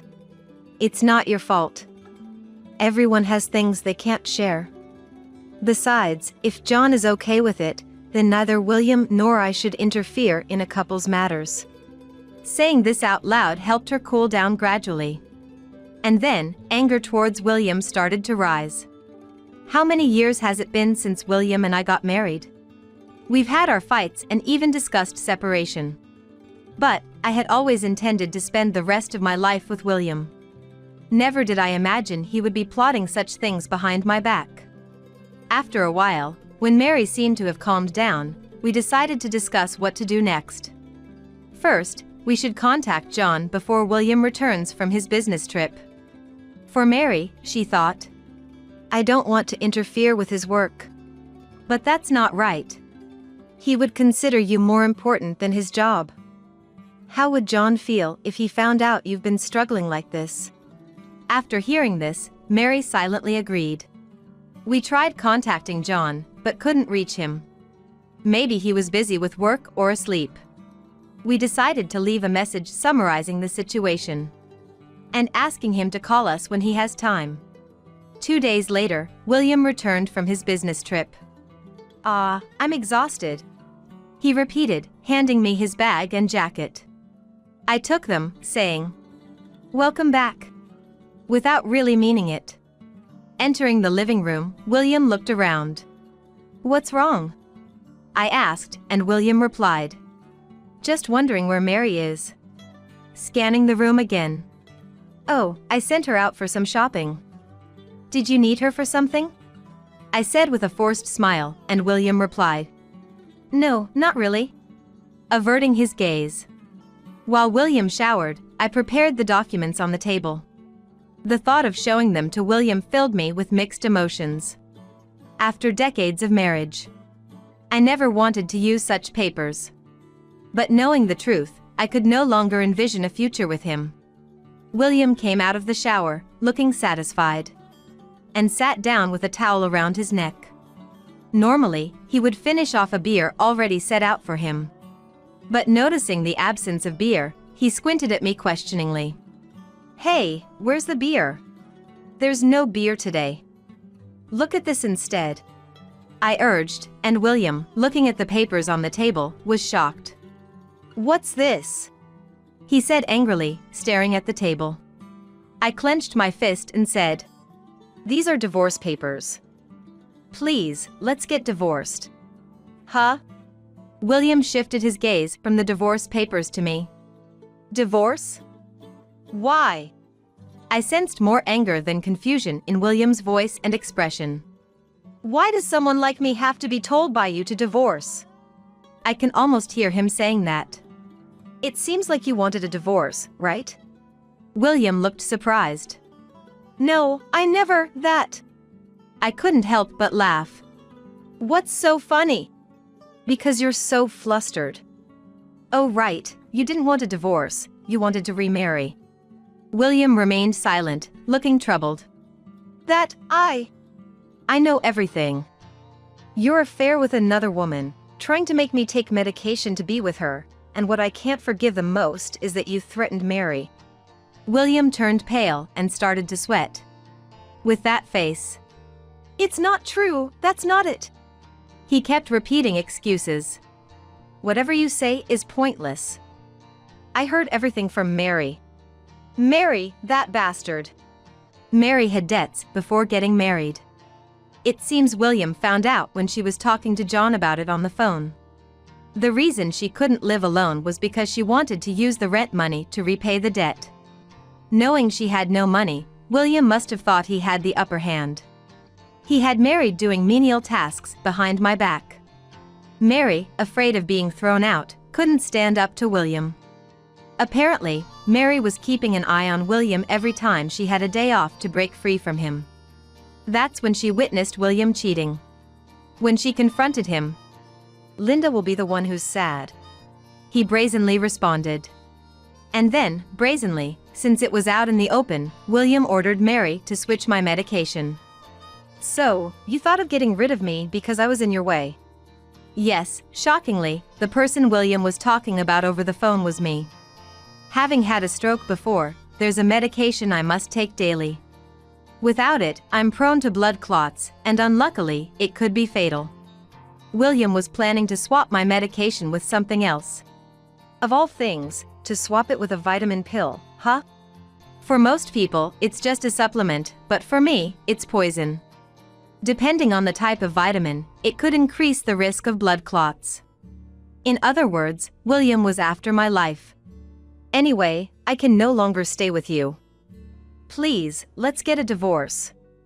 We'll discuss the money for the divorce proceedings through a lawyer later." William looked frustrated and then turned his gaze to Mary, who returned. "Mary, how dare you do this? You know what will happen, right?" Mary showed a momentary look of fear, but when I took her hand, she glared back at William. "I know. It's okay now. I have Linda." "What? Getting cocky, aren't you?" William seemed ready to pounce at any moment.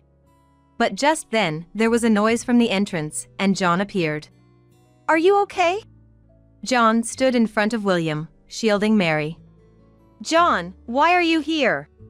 "I got a call from Mom and rushed back from overseas." "Dad, I'm disappointed. What have you done?" "At first, I just wanted to exploit a weakness and leave. But then, I needed money. Either way, it's despicable. I don't want to see your face anymore. Just leave." "Wait. Are you okay with this, Linda? Saying such things? You're a housewife without an income. You won't be able to live. Don't worry. I'll get the money for the divorce proceedings from you. Besides, this house was inherited from my parents, so don't act so high and mighty."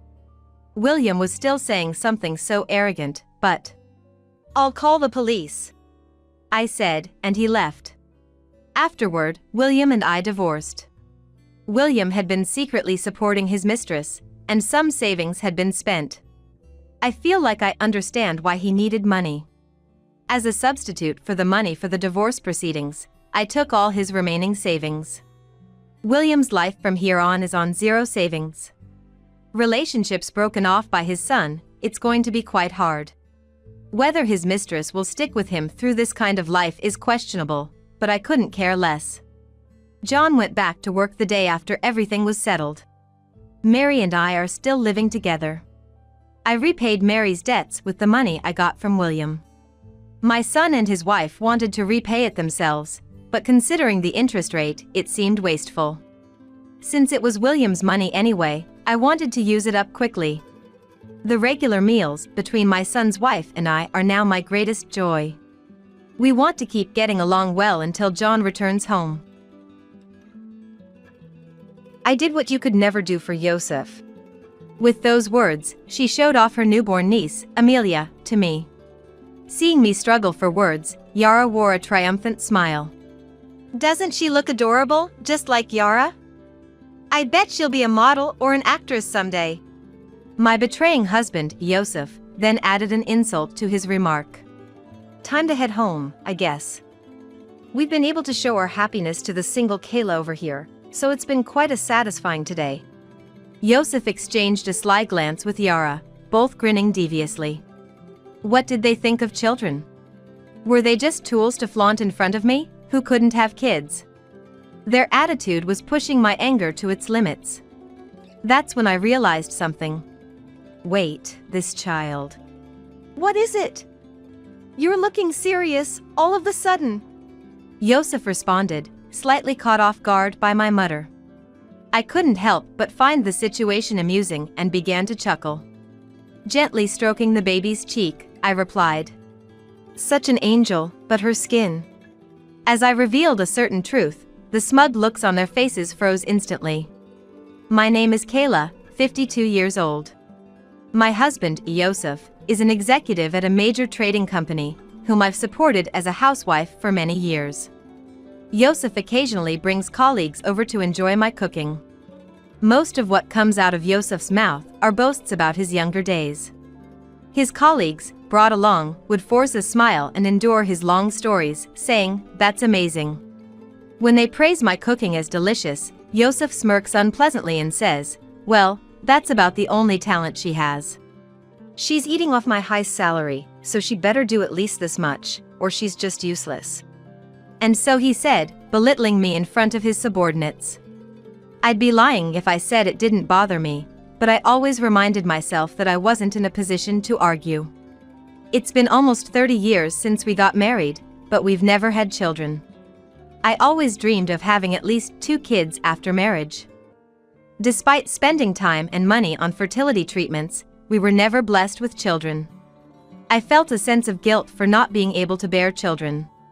So, no matter how heartless Yosef's words were, I'd smile and think, I can endure this much.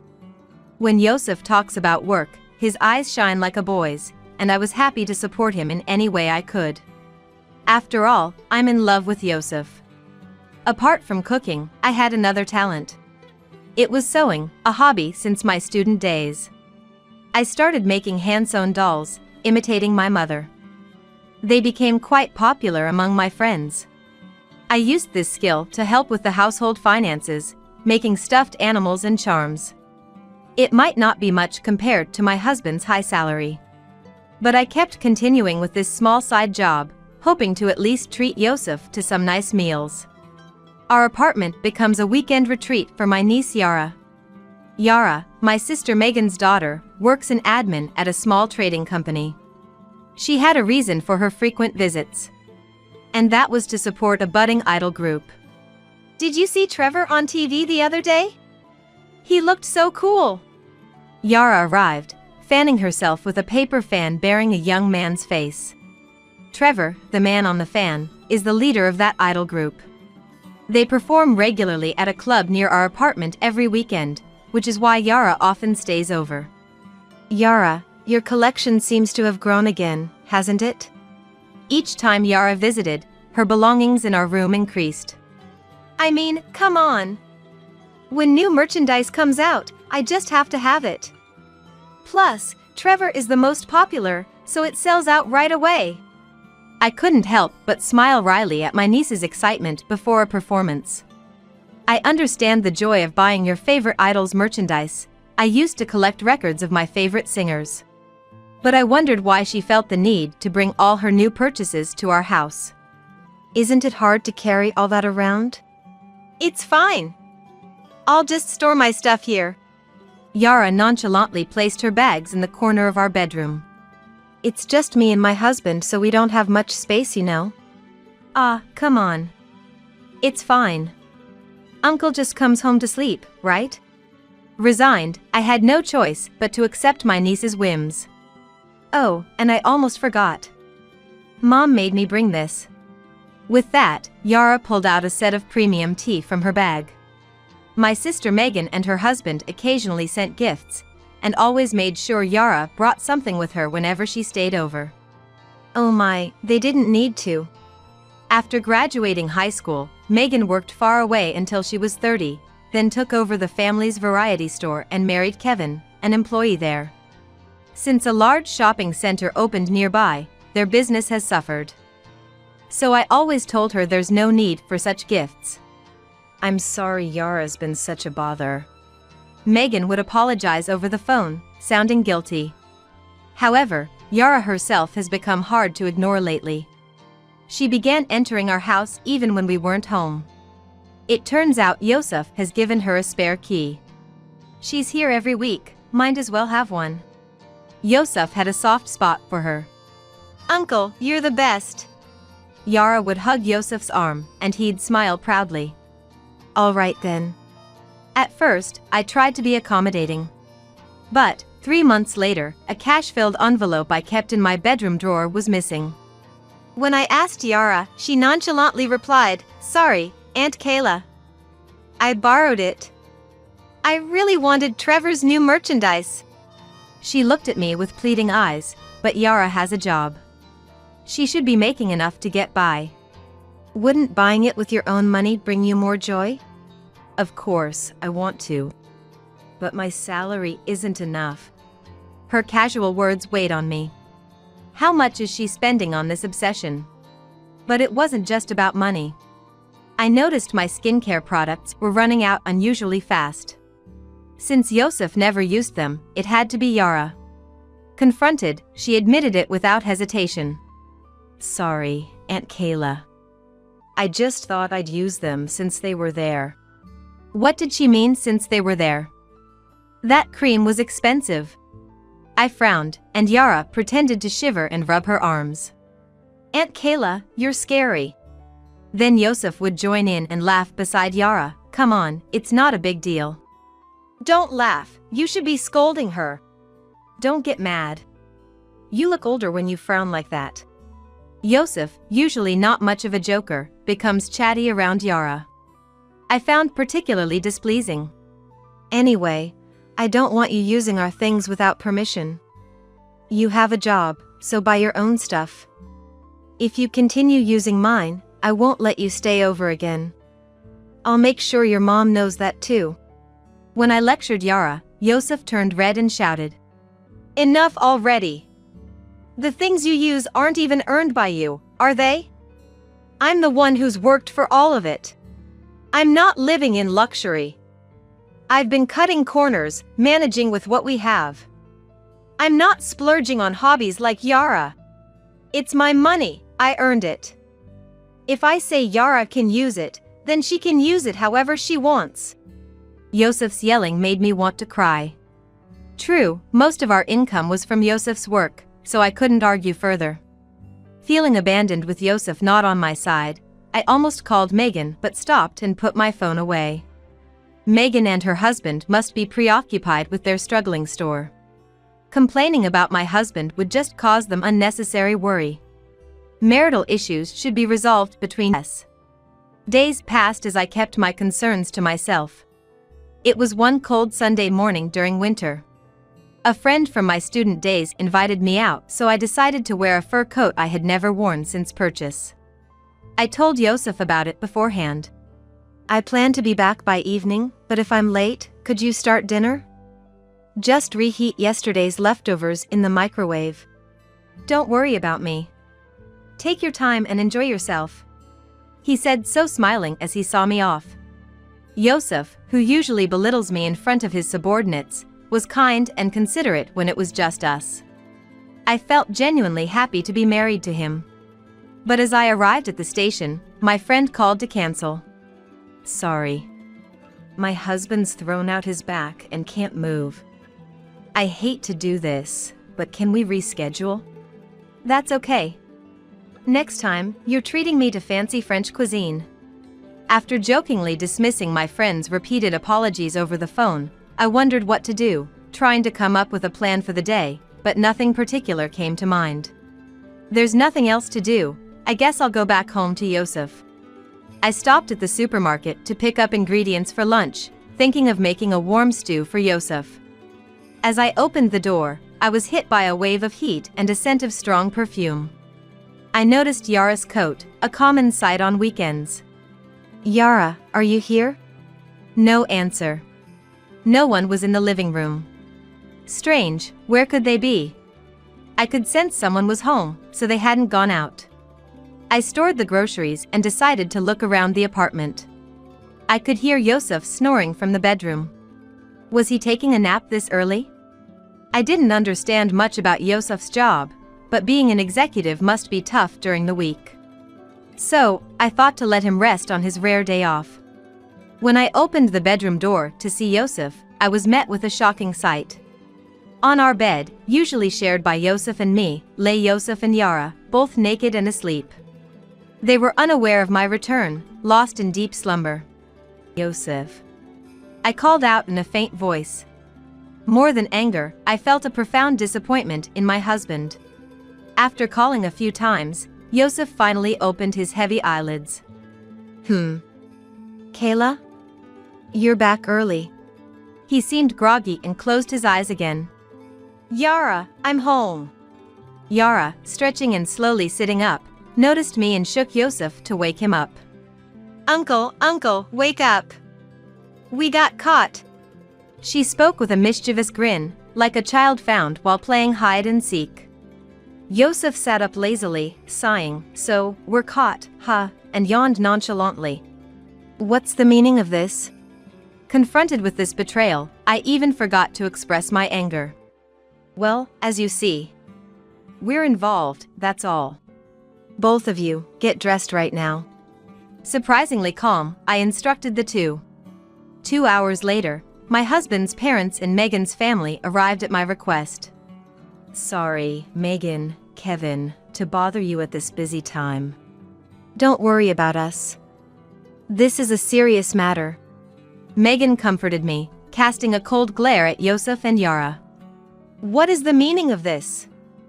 Explain yourself. She scolded at Yara, who only sighed and avoided eye contact.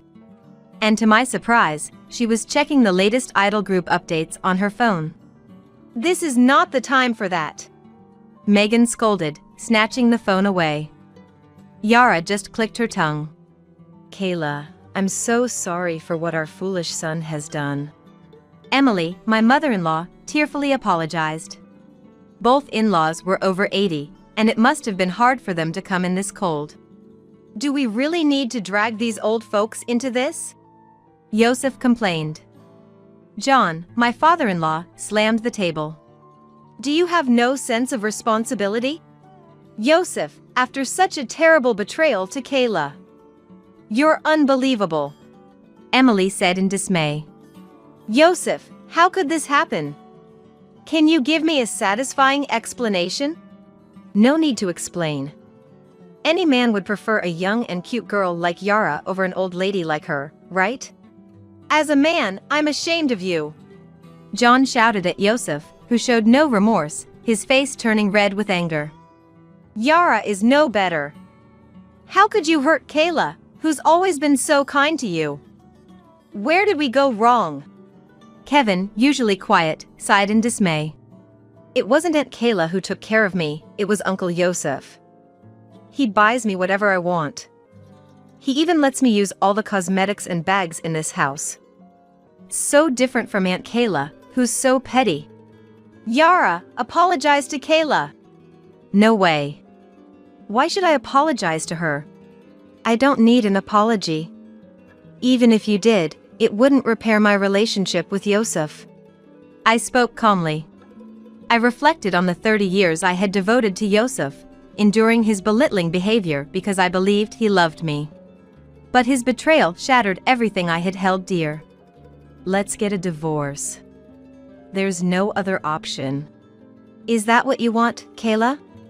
Megan asked, and I nodded firmly. Thanks, Kayla. Now we can marry openly, Yosef said, hugging Yara. They gazed at each other, unconcerned about the family's presence. On the way here, Dad and I decided, if you showed no remorse, we would disown you today. Megan said to Yara, her voice tinged with anger and sadness. That's fine. I don't need you guys anymore. I have Uncle Yosef now. Then it's decided. Don't ever cross our doorstep again, Kevin declared firmly. Yosef, we too have decided to disown you today. Megan's family and my in-laws apologized to me before leaving in a somber mood. Afterward, my divorce from Yosef was finalized. The divorce mediation, handled by lawyers, granted me compensation from both Yosef and Yara. Yosef, not wanting to burden Yara, paid both their shares in full. Within a month of our divorce, Yosef remarried Yara. I'm an executive at a major trading company. I can afford it. You can have all the marital assets, Yosef boasted, relinquishing his shared property. Despite his pride, he seemed to be struggling financially after paying both settlements. But he was a stranger to me now, so I focused on moving forward. I returned to my family home and began helping at Megan's variety store. Both my elderly parents were in a care facility. I took over the shop when Megan and her husband visited them. Sorry for always making you help out. It's me who should be grateful. I can't expect to be fed without doing anything. Megan and her husband always looked out for me after what I had gone through. Mostly out of concern for the mistake their daughter had made. Their feelings were so apparent that I felt more apologetic than they did. That summer, 3 years after I had returned home, Yosef and Yara unexpectedly appeared before me. Why are you here? I was stunned to see them smiling as they entered the shop. It's been a while, Aunt Kayla. Yara greeted, holding a newborn baby in her arms. Seeing the baby, I was at a loss for words. Since Yara was holding the child, it must be her baby. That would mean the father is, of course, Yosef. Seeing my speechlessness, Yara wore a triumphant smile. I did what you could never do for Yosef, she said, playing with the baby. She now called Yosef by his name, not uncle anymore. That reality shook me deeply. Then Megan and her husband returned. What are you doing here after all this time? Is that how you greet your daughter who's just returned home after 3 years? Yara retorted, showing off the baby. Look, Mom. Our child, Amelia. She's your first grandchild. Indeed. Congratulations. Megan replied emotionlessly, avoiding her daughter's gaze. Yara turned to me, smiling. I came to announce the birth of my daughter. Celebrate with us, Aunt Kayla. Say hello to Amelia. Enough. What on earth are you thinking? Have you considered Kayla's feelings? Kevin raised his voice, uncharacteristically angry. Doesn't she look adorable, just like Yara? I bet she'll be a model or an actress someday, Yosef said lazily. Megan, unable to bear it, grabbed a broom to chase them away. Leave now. This isn't your place. You're disrupting our business, so go away. Time to leave. We've boasted enough happiness to the lonely, single Kayla. It's a quite satisfying day today, Yosef said, exchanging a conniving smile with Yara. What did they think of children? Using a child as a tool to flaunt and bask in their superiority? As I sadly watched the baby in Yara's arms, I realized something. Wait, this child. What is it? You're looking serious, all of a sudden. Yosef asked, puzzled. I suddenly found the situation amusing and started to chuckle. What's with the sudden laughter? Something wrong? Looks like Aunt Kayla's gone crazy from the shock. Gently stroking the baby's cheek, I replied. Like an angel, but her skin. Her skin? What about it? It looks so healthy. A beautiful tan, unlike Yosef's fair skin. Indeed, the baby's skin was a stark contrast to Yosef's paleness. What's wrong with that? None of my family or relatives have such tan skin. Is that strange? There are people in the world with tan skin. Oh, Yara once mentioned her great-grandfather was tan. That's genetics, right? Yosef said, acting knowledgeable. At that moment, my suspicions about Yara turned into certainty. That's impossible. What do you mean, impossible? Yosef questioned, suddenly anxious. I fetched an old family album from a closet in the room my grandparents used to use. Here, something I want you to see. Saying this, I showed a photo from the album. It's just a regular family photo. In the photo were me, Megan, our parents, and grandparents. It was taken in front of the store when my parents first started their variety store. This tall man on the right is my grandfather, Yara's great-grandfather. So? It's just a normal family photo. Don't you see? Look at my grandfather's skin. Fair-skinned, so what? That's normal, right? Yosef seemed to not grasp the reality. While he was confused, Yara's face turned pale. Enough. Amelia needs her milk. Let's go. Yara urged, tugging at Yosef's shirt. Unaware of the truth, Yosef started to leave, so I gave him another hint. There's no one with tan skin in my family, not just my grandfather. No relatives either. Wait, does that mean? Finally, Yosef seemed to understand what I was implying. That means the likelihood of you two having a tan child is 0. I said emphatically. Yosef started shaking. It's a waste of time being here. Let's go home. Yara hurried him, but Yosef, now understanding, didn't move. He turned to Yara, questioning her sternly. What's this about? Our child shouldn't be tan. Then whose child is this? There's something else I want you to see. I snatched Trevor's keychain from Yara's bag and showed it to Yosef. Trevor, known for being half Hispanic and half American, publicly acknowledged his mixed heritage. Yara had always admired Trevor's mixed heritage, often praising his appearance as cool. This guy. He has the same skin color as Amelia. Yara, initially frightened, quickly turned defiant and laughed. Oops, looks like I got caught. That's right. Amelia isn't your child. She's mine and Trevor's. I seduced him, and he fell for me immediately. Yara boastfully recounted her affair with Trevor. You've been deceiving me? Seriously, did you think a young and cute girl like me would be into an old guy like you? Hilarious. I approached you because you're an executive and seemed wealthy. With your money, I could buy lots of Trevor's merch and win him over.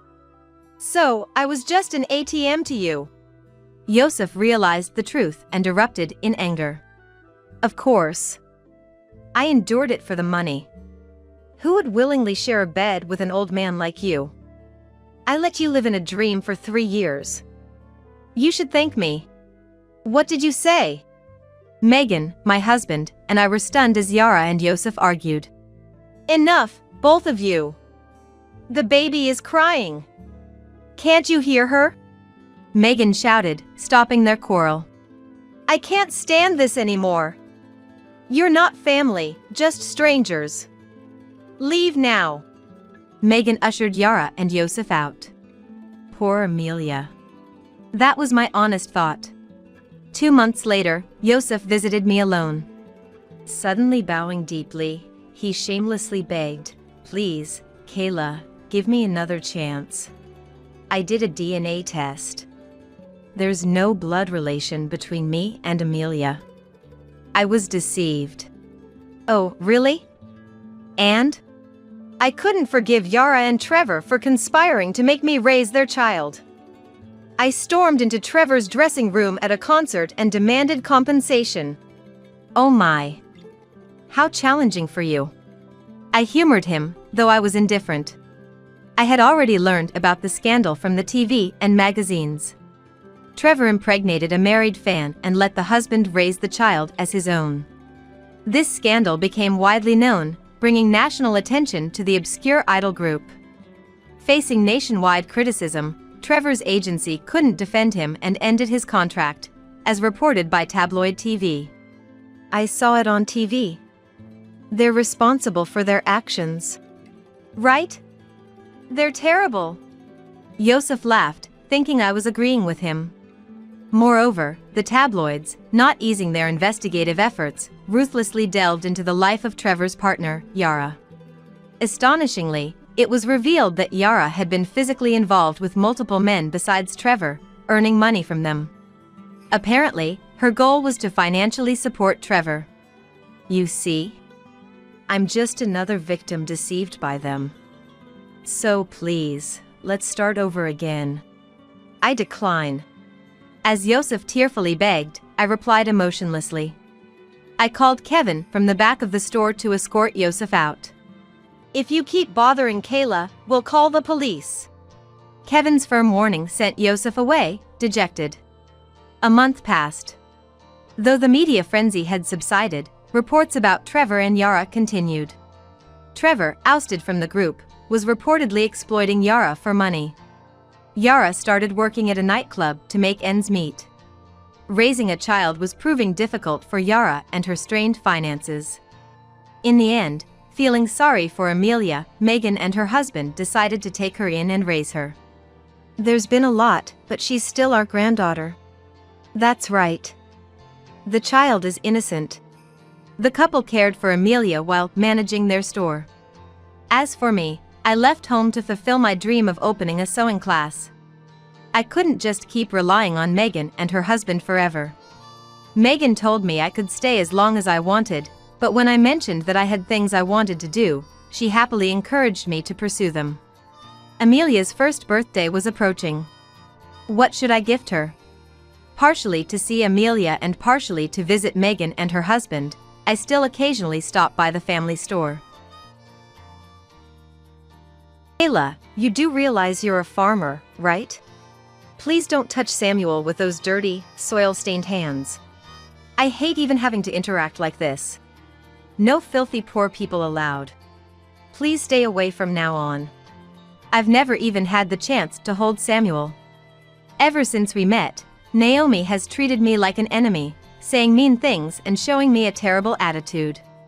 Because of that, my heart has already reached its limit. Why is being a farmer something to be frowned upon? I'm just doing my job. I've resisted bending to Naomi's unreasonable behavior up until now, but even that has its limits. Yet, God hasn't abandoned me. My name is Kayla, a widow in my 50s. I live with my son Kenneth and his wife Naomi after my husband passed away. Our family has been farming for generations, and I've continued to work on the farm, inherited from my ancestors. Kenneth, already married, stayed to take over the farm. He's a hard worker and proactive in farming. But to be honest, things haven't been going well with Naomi. Naomi, can we talk? I want to check on the farm. Will you come with me? One day, I invited her with those words. There's a reason I spoke up like this. Marrying Kenneth essentially means taking over the farm. Kenneth understands this well and actively studies farming, but Naomi doesn't seem very enthusiastic about the work. I understand that farming might be seen as a tough and dirty job, especially by the younger generation. I thought the same when I was younger. But once you start, it can be unexpectedly rewarding. Naomi hasn't even set foot in the field yet, and at this rate, she might never discover that sense of fulfillment. So, I thought about going to the field with her to help her find that satisfaction. However, Naomi's response to my invitation was far from positive. To the field? Why? I hate the idea of going to such a dirty place. If you must go, please go alone, Kayla. I'll be relaxing in my room. Don't say that. This job isn't as dirty as you make it out to be. You might even find it enjoyable if you actually give it a try. A little visit wouldn't hurt, would it? It's not like that at all. I genuinely hate farming. Bugs come out, the vegetables are dirty. Isn't it awful to force someone to come to the field? Kayla, this is harassment, you know. Harassment, she said, and I couldn't help but let out a surprised huh. That was never my intention. It was meant to be a gesture of concern, hoping to slightly erase her aversion to farming. Yet Naomi continued. If you understand, then please never ask me to farm again. I didn't marry for your sake, you know. If you say something like this again, I might consider divorce. With that, she spat out her words and returned to her room. I thought about discussing this with Kenneth, but he's so positive about farming and works hard every day, I just couldn't bring myself to tell him. So, I decided not to report this incident with Naomi to him, and from then on, I aimed to live a life that didn't upset her, avoiding any confrontation. But even that didn't go well. In front of Kenneth, Naomi was very kind and dependable. However, the moment Kenneth was away, in the field or out shopping, Naomi would transform entirely. I have no intention of doing the housework, just so you know. If you want housework done, Kayla, do it yourself. I'm not a housekeeper. Kayla, wasn't today's dinner a bit too careless? It was so bad, I thought I would vomit. I managed to eat it, but when I think that Kenneth has been eating such food since he was little, I feel so sorry for him. Naomi's heartless words kept coming. Each time I faced them head-on, I felt my heart aching. Why do I have to be subjected to such unreasonable words? What have I done to deserve this? No matter how many times I asked myself, no answer came.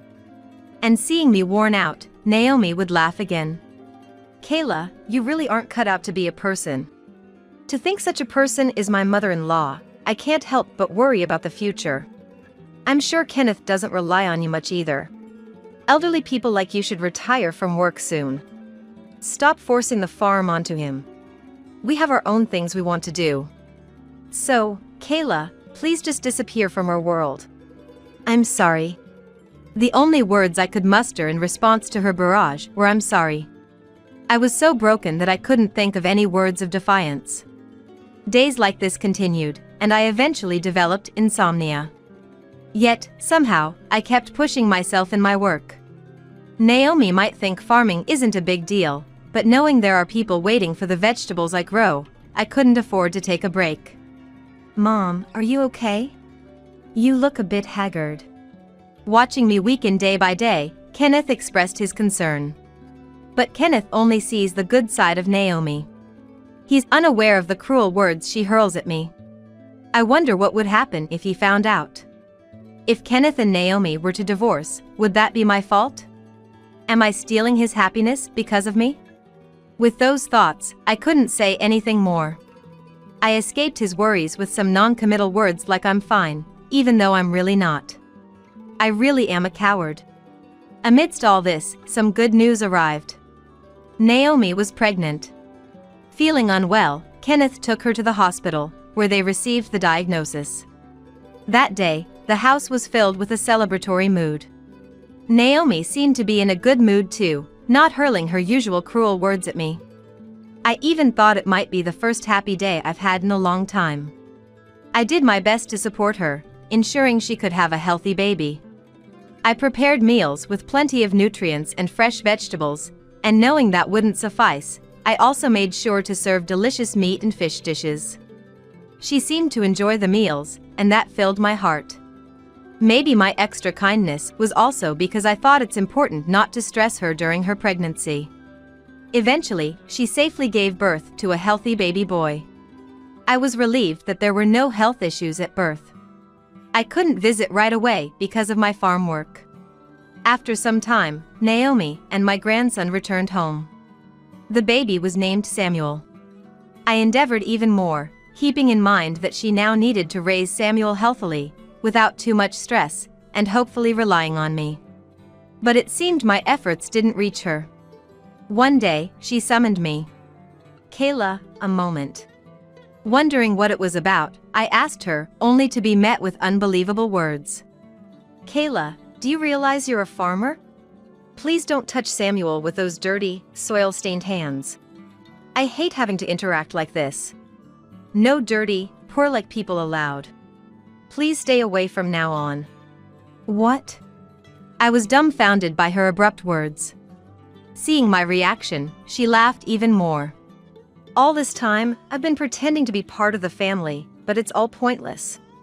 She mocked me. I wanted to be family. I thought we could support each other as a family. But it seems that was just a nuisance to her. Unforgivable. To dismiss all my feelings like this. What kind of person does that? Anger towards her welled up inside me, but even then, I didn't know how to respond. Understood. And that was all I could respond. I really am a coward. Even in such a situation, I couldn't muster a response to her words. Why am I so incapable? I thought about whether it was my fault, but more than that, I felt a strong sense of injustice towards her. And in those moments, God didn't abandon me. "Kenneth, there's something I need to talk about." At the dinner table that day, Naomi spoke up, sharing everything that had happened. She claimed she had been harassed by me, that she had endured it all this time, but just now I had gone as far as to tell her to leave. She was terrified about what might happen to Samuel if she continued to live with me. She wanted to move out to live just with Kenneth and Samuel, away from me. That was Naomi's claim. Of course, I had no recollection of harassing her. In fact, I felt I was the one being bullied. But my worn-out heart couldn't muster a proper defense. "Well, I can't imagine Mom harassing anyone, but if you feel that way, maybe we should consider moving out." Kenneth's words seemed to please Naomi greatly. After that, they decided to move out. However, they couldn't move too far since the family business needed to be continued, so their new home would still be near mine. Yet, just the thought of not having Naomi in the same house made me feel somewhat relieved. Realizing this made me feel awful again. We're a family, I wanted to live hand in hand. If there were misunderstandings, I wanted to work on understanding each other. But my heart was weaker than I thought. And so, they moved to their new home, and I was left to live alone in this big house. Kenneth continued to visit often, but I started to feel the loneliness. The incident happened the day after they moved out. After finishing the day's work, I came home and, having some free time, checked my mobile phone to find numerous missed calls. All from Naomi. Wondering what it could be, but feeling a surge of aversion towards her, I decided to ignore the calls. There were also several texts seemingly asking me to pick up the phone, but I ignored those too. What could she possibly want now? There's nothing I need to talk to her about anymore. I had a bad feeling, but in the end, I did nothing and left it at that. Then, that evening, the doorbell rang. Thinking it might be her, I checked, and sure enough, it was Naomi. "Naomi, what is it?" "I'm sorry, but could you please leave? I don't want to see your face." At my response, she looked as if she was about to cry. "Why didn't you say anything?" she asked. Say anything? About what? I had no idea, so as I was thinking. "Why didn't you say anything, Kayla? You're not just a farmer, are you? You're also a landowner. I didn't know that. Why did you keep such an important thing a secret?" Her words left me speechless, a stunned what escaping my lips. Indeed, as she said, my family has been a line of farmers and, simultaneously, landowners. My family has been managing this area's lands for a very long time. Most homes around here are built on land protected and leased by my ancestors. As a result, the locals and real estate agents managing these properties can't go against me. Many respect me for owning so much land. However, I had deliberately chosen not to mention this to her.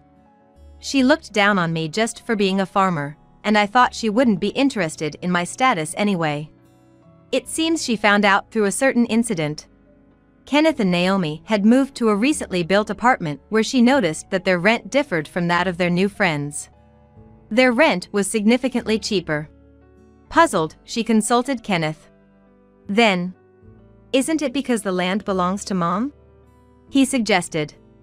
True to Kenneth's words, when they decided to move into this apartment, the real estate agent contacted me, offering to rent it out cheaply. I've been leasing lands to this real estate agency for a long time.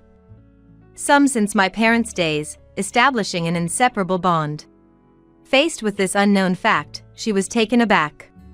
Though aware I was a farmer, she had no idea about the landowning. This revelation apparently panicked her.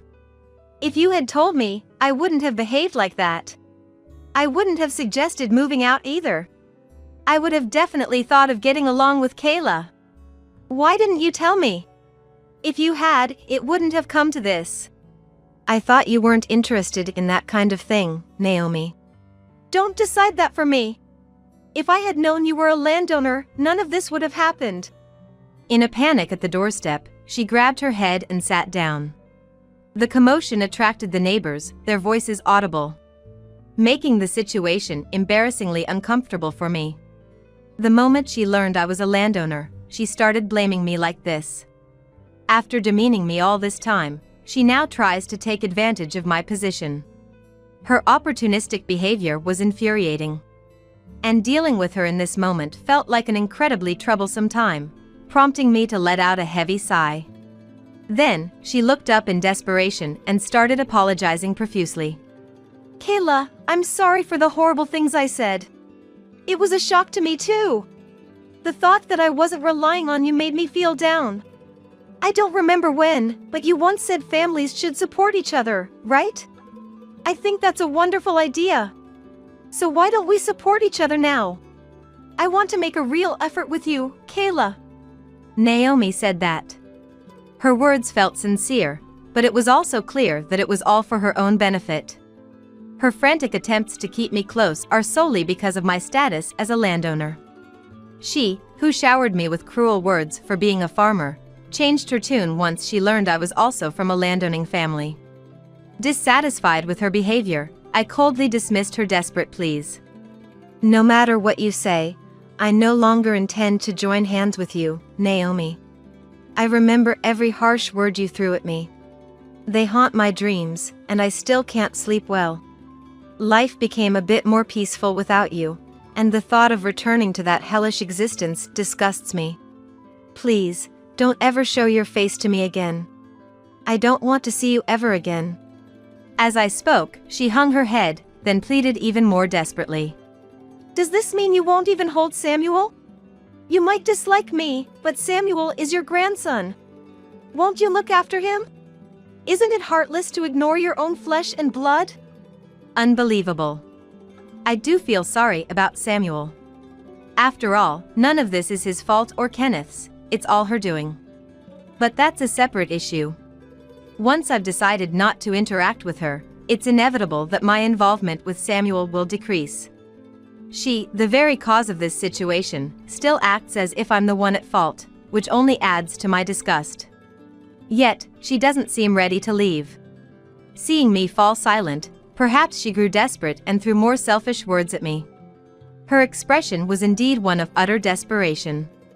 I understand that what I did is unforgivable. I've done things that should anger you, Kayla, and for that, I'm truly sorry.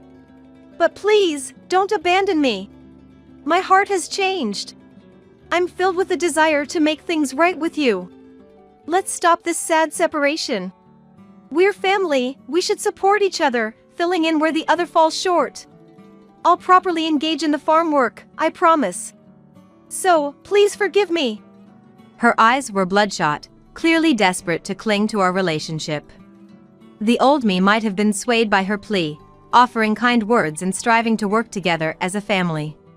But now, she is nothing but a destructive force in my life, not a cherished family member. No matter how much she pleads or professes her desire to live together, my mind is made up. I've already given up on her. I'm sorry, but continuing with you is impossible. Your words have hurt me deeply, time and again. I can't endure that life anymore. Being tossed around by you is beyond my limit. Sure, I feel sorry for Samuel and Kenneth, but my heart can't take it anymore. That's... Naomi murmured. Please, don't involve me anymore. And that means forever. I don't consider you part of my family. So, goodbye. The doorbell rang several more times, but after a while, perhaps noticing the neighbor's stares, she finally went home. I never imagined she would come to me like this. All because of my position. But I couldn't call such a person family. The incident spread around the neighborhood and eventually reached Kenneth, leading to a massive argument between him and Naomi. He learned of her behavior towards me, became furious, and even brought up divorce. She desperately tried to avoid it, but once it went to court, the matter was settled. He successfully gained custody of Samuel. It seems she often left the child rearing to him, which might have impacted Samuel's character if it had continued. So, I believe this outcome is for the best. After the verdict, she returned to her parents' home, but it appears Kenneth had informed them of her behavior towards me, and they eventually turned her away. Now, she's working part-time at a small company, barely making ends meet, and living in an old apartment. On the other hand, my life has also changed. Kenneth brought Samuel to my house. Now, Kenneth and I are supporting each other, jointly raising Samuel. After the incident, the neighbors expressed their concern, but I've regained my strength and am back to farming. Kenneth is serious about taking over the family business in the future. The whole ordeal with Naomi was a disaster for both of us, but I hope that one day he finds a partner with whom he can truly collaborate and support. Until then, I intend to protect the happiness of Kenneth and Samuel as a mother. My name is Luna. I've been married to Lucas for 3 years. We used to live alone when we were dating. But after we got married, we moved in with Lucas's dad because his job was close by. I kept working even after we got married, but I had to quit my job because Lucas's dad needed help. He started showing signs of forgetting things about 1.5 years ago, and it got worse over time. We thought about putting him in a nursing home, but Lucas wanted me to take care of him at home. Luna, please, let's take care of my dad at home. It's better for his health. I get it, but I've only been here for 2 years. I don't think your dad wants me to take care of him all the time. Please help me out as much as you can. I had never seen my husband beg like this before, so I trusted that he would help me with the caregiving. But once I actually started looking after his dad, I realized there were challenges I hadn't anticipated. Simple tasks like going up and down stairs, using the toilet, and taking a bath became risky at home. Even though my father-in-law could still walk, he often stumbled on the stairs and had accidents in the bathroom because he couldn't support himself. So, after discussing with my husband, we decided to renovate the house. Despite still being in debt, we prioritized my father-in-law's safety over money. At first, my husband took charge of caregiving after the renovations, but gradually he stopped, blaming his workload for his absence. After 1 year of caring for my father-in-law, my husband gradually stopped pitching in, even going out on his days off. As my father-in-law's condition worsened, I found myself handling tasks like toileting and bathing alone. Eventually, it became too overwhelming, and I had to talk to my husband about it. You promised to help, remember? When was the last time you did anything? It's been months. He seems content with the care he's receiving, and I can't manage everything alone anymore. I've realized the challenges firsthand. Maybe we should consider a nursing home instead of trying to manage at home. We made the decision to provide home care, and we should see it through till the end. At the very least, I believe we should consider hiring professional caregivers. Your father needs assistance, and there are certified professionals who can provide that help. I'm not physically capable of handling everything, and I think certain tasks like feeding should be left to the professionals. When I proposed this, my husband didn't agree and left before we could finish our conversation. Lately, I've noticed he's been stressed about money. However, I couldn't manage caregiving alone anymore. So without his approval, I began arranging for home care services.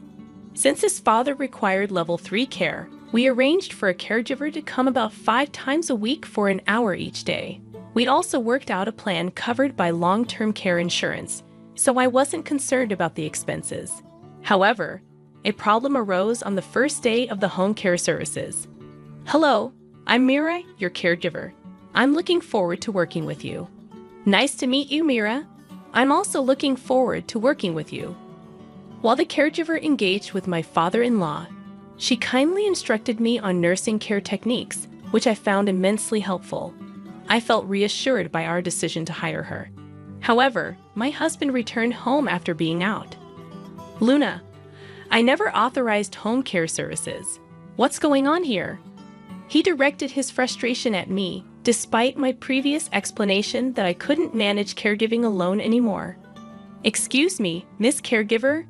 Please leave for today," he commanded, disregarding the scheduled time for her visit and effectively sending her away. "Why did you arrange for home care without consulting me? I make the decisions in this house. You're not being a good wife by not listening to me. You should be able to handle caregiving by yourself. It's a waste of money, especially with the loan we took out for the renovations. Why can't you understand? I've told you numerous times that I can't handle it alone. Lucas, you've stopped helping with caregiving, haven't you? You're not keeping your promise, and the renovations were necessary for your father's safety. If he falls and gets hurt, caregiving will be even more challenging. Maybe you don't realize because you haven't been involved in caregiving for over a year now.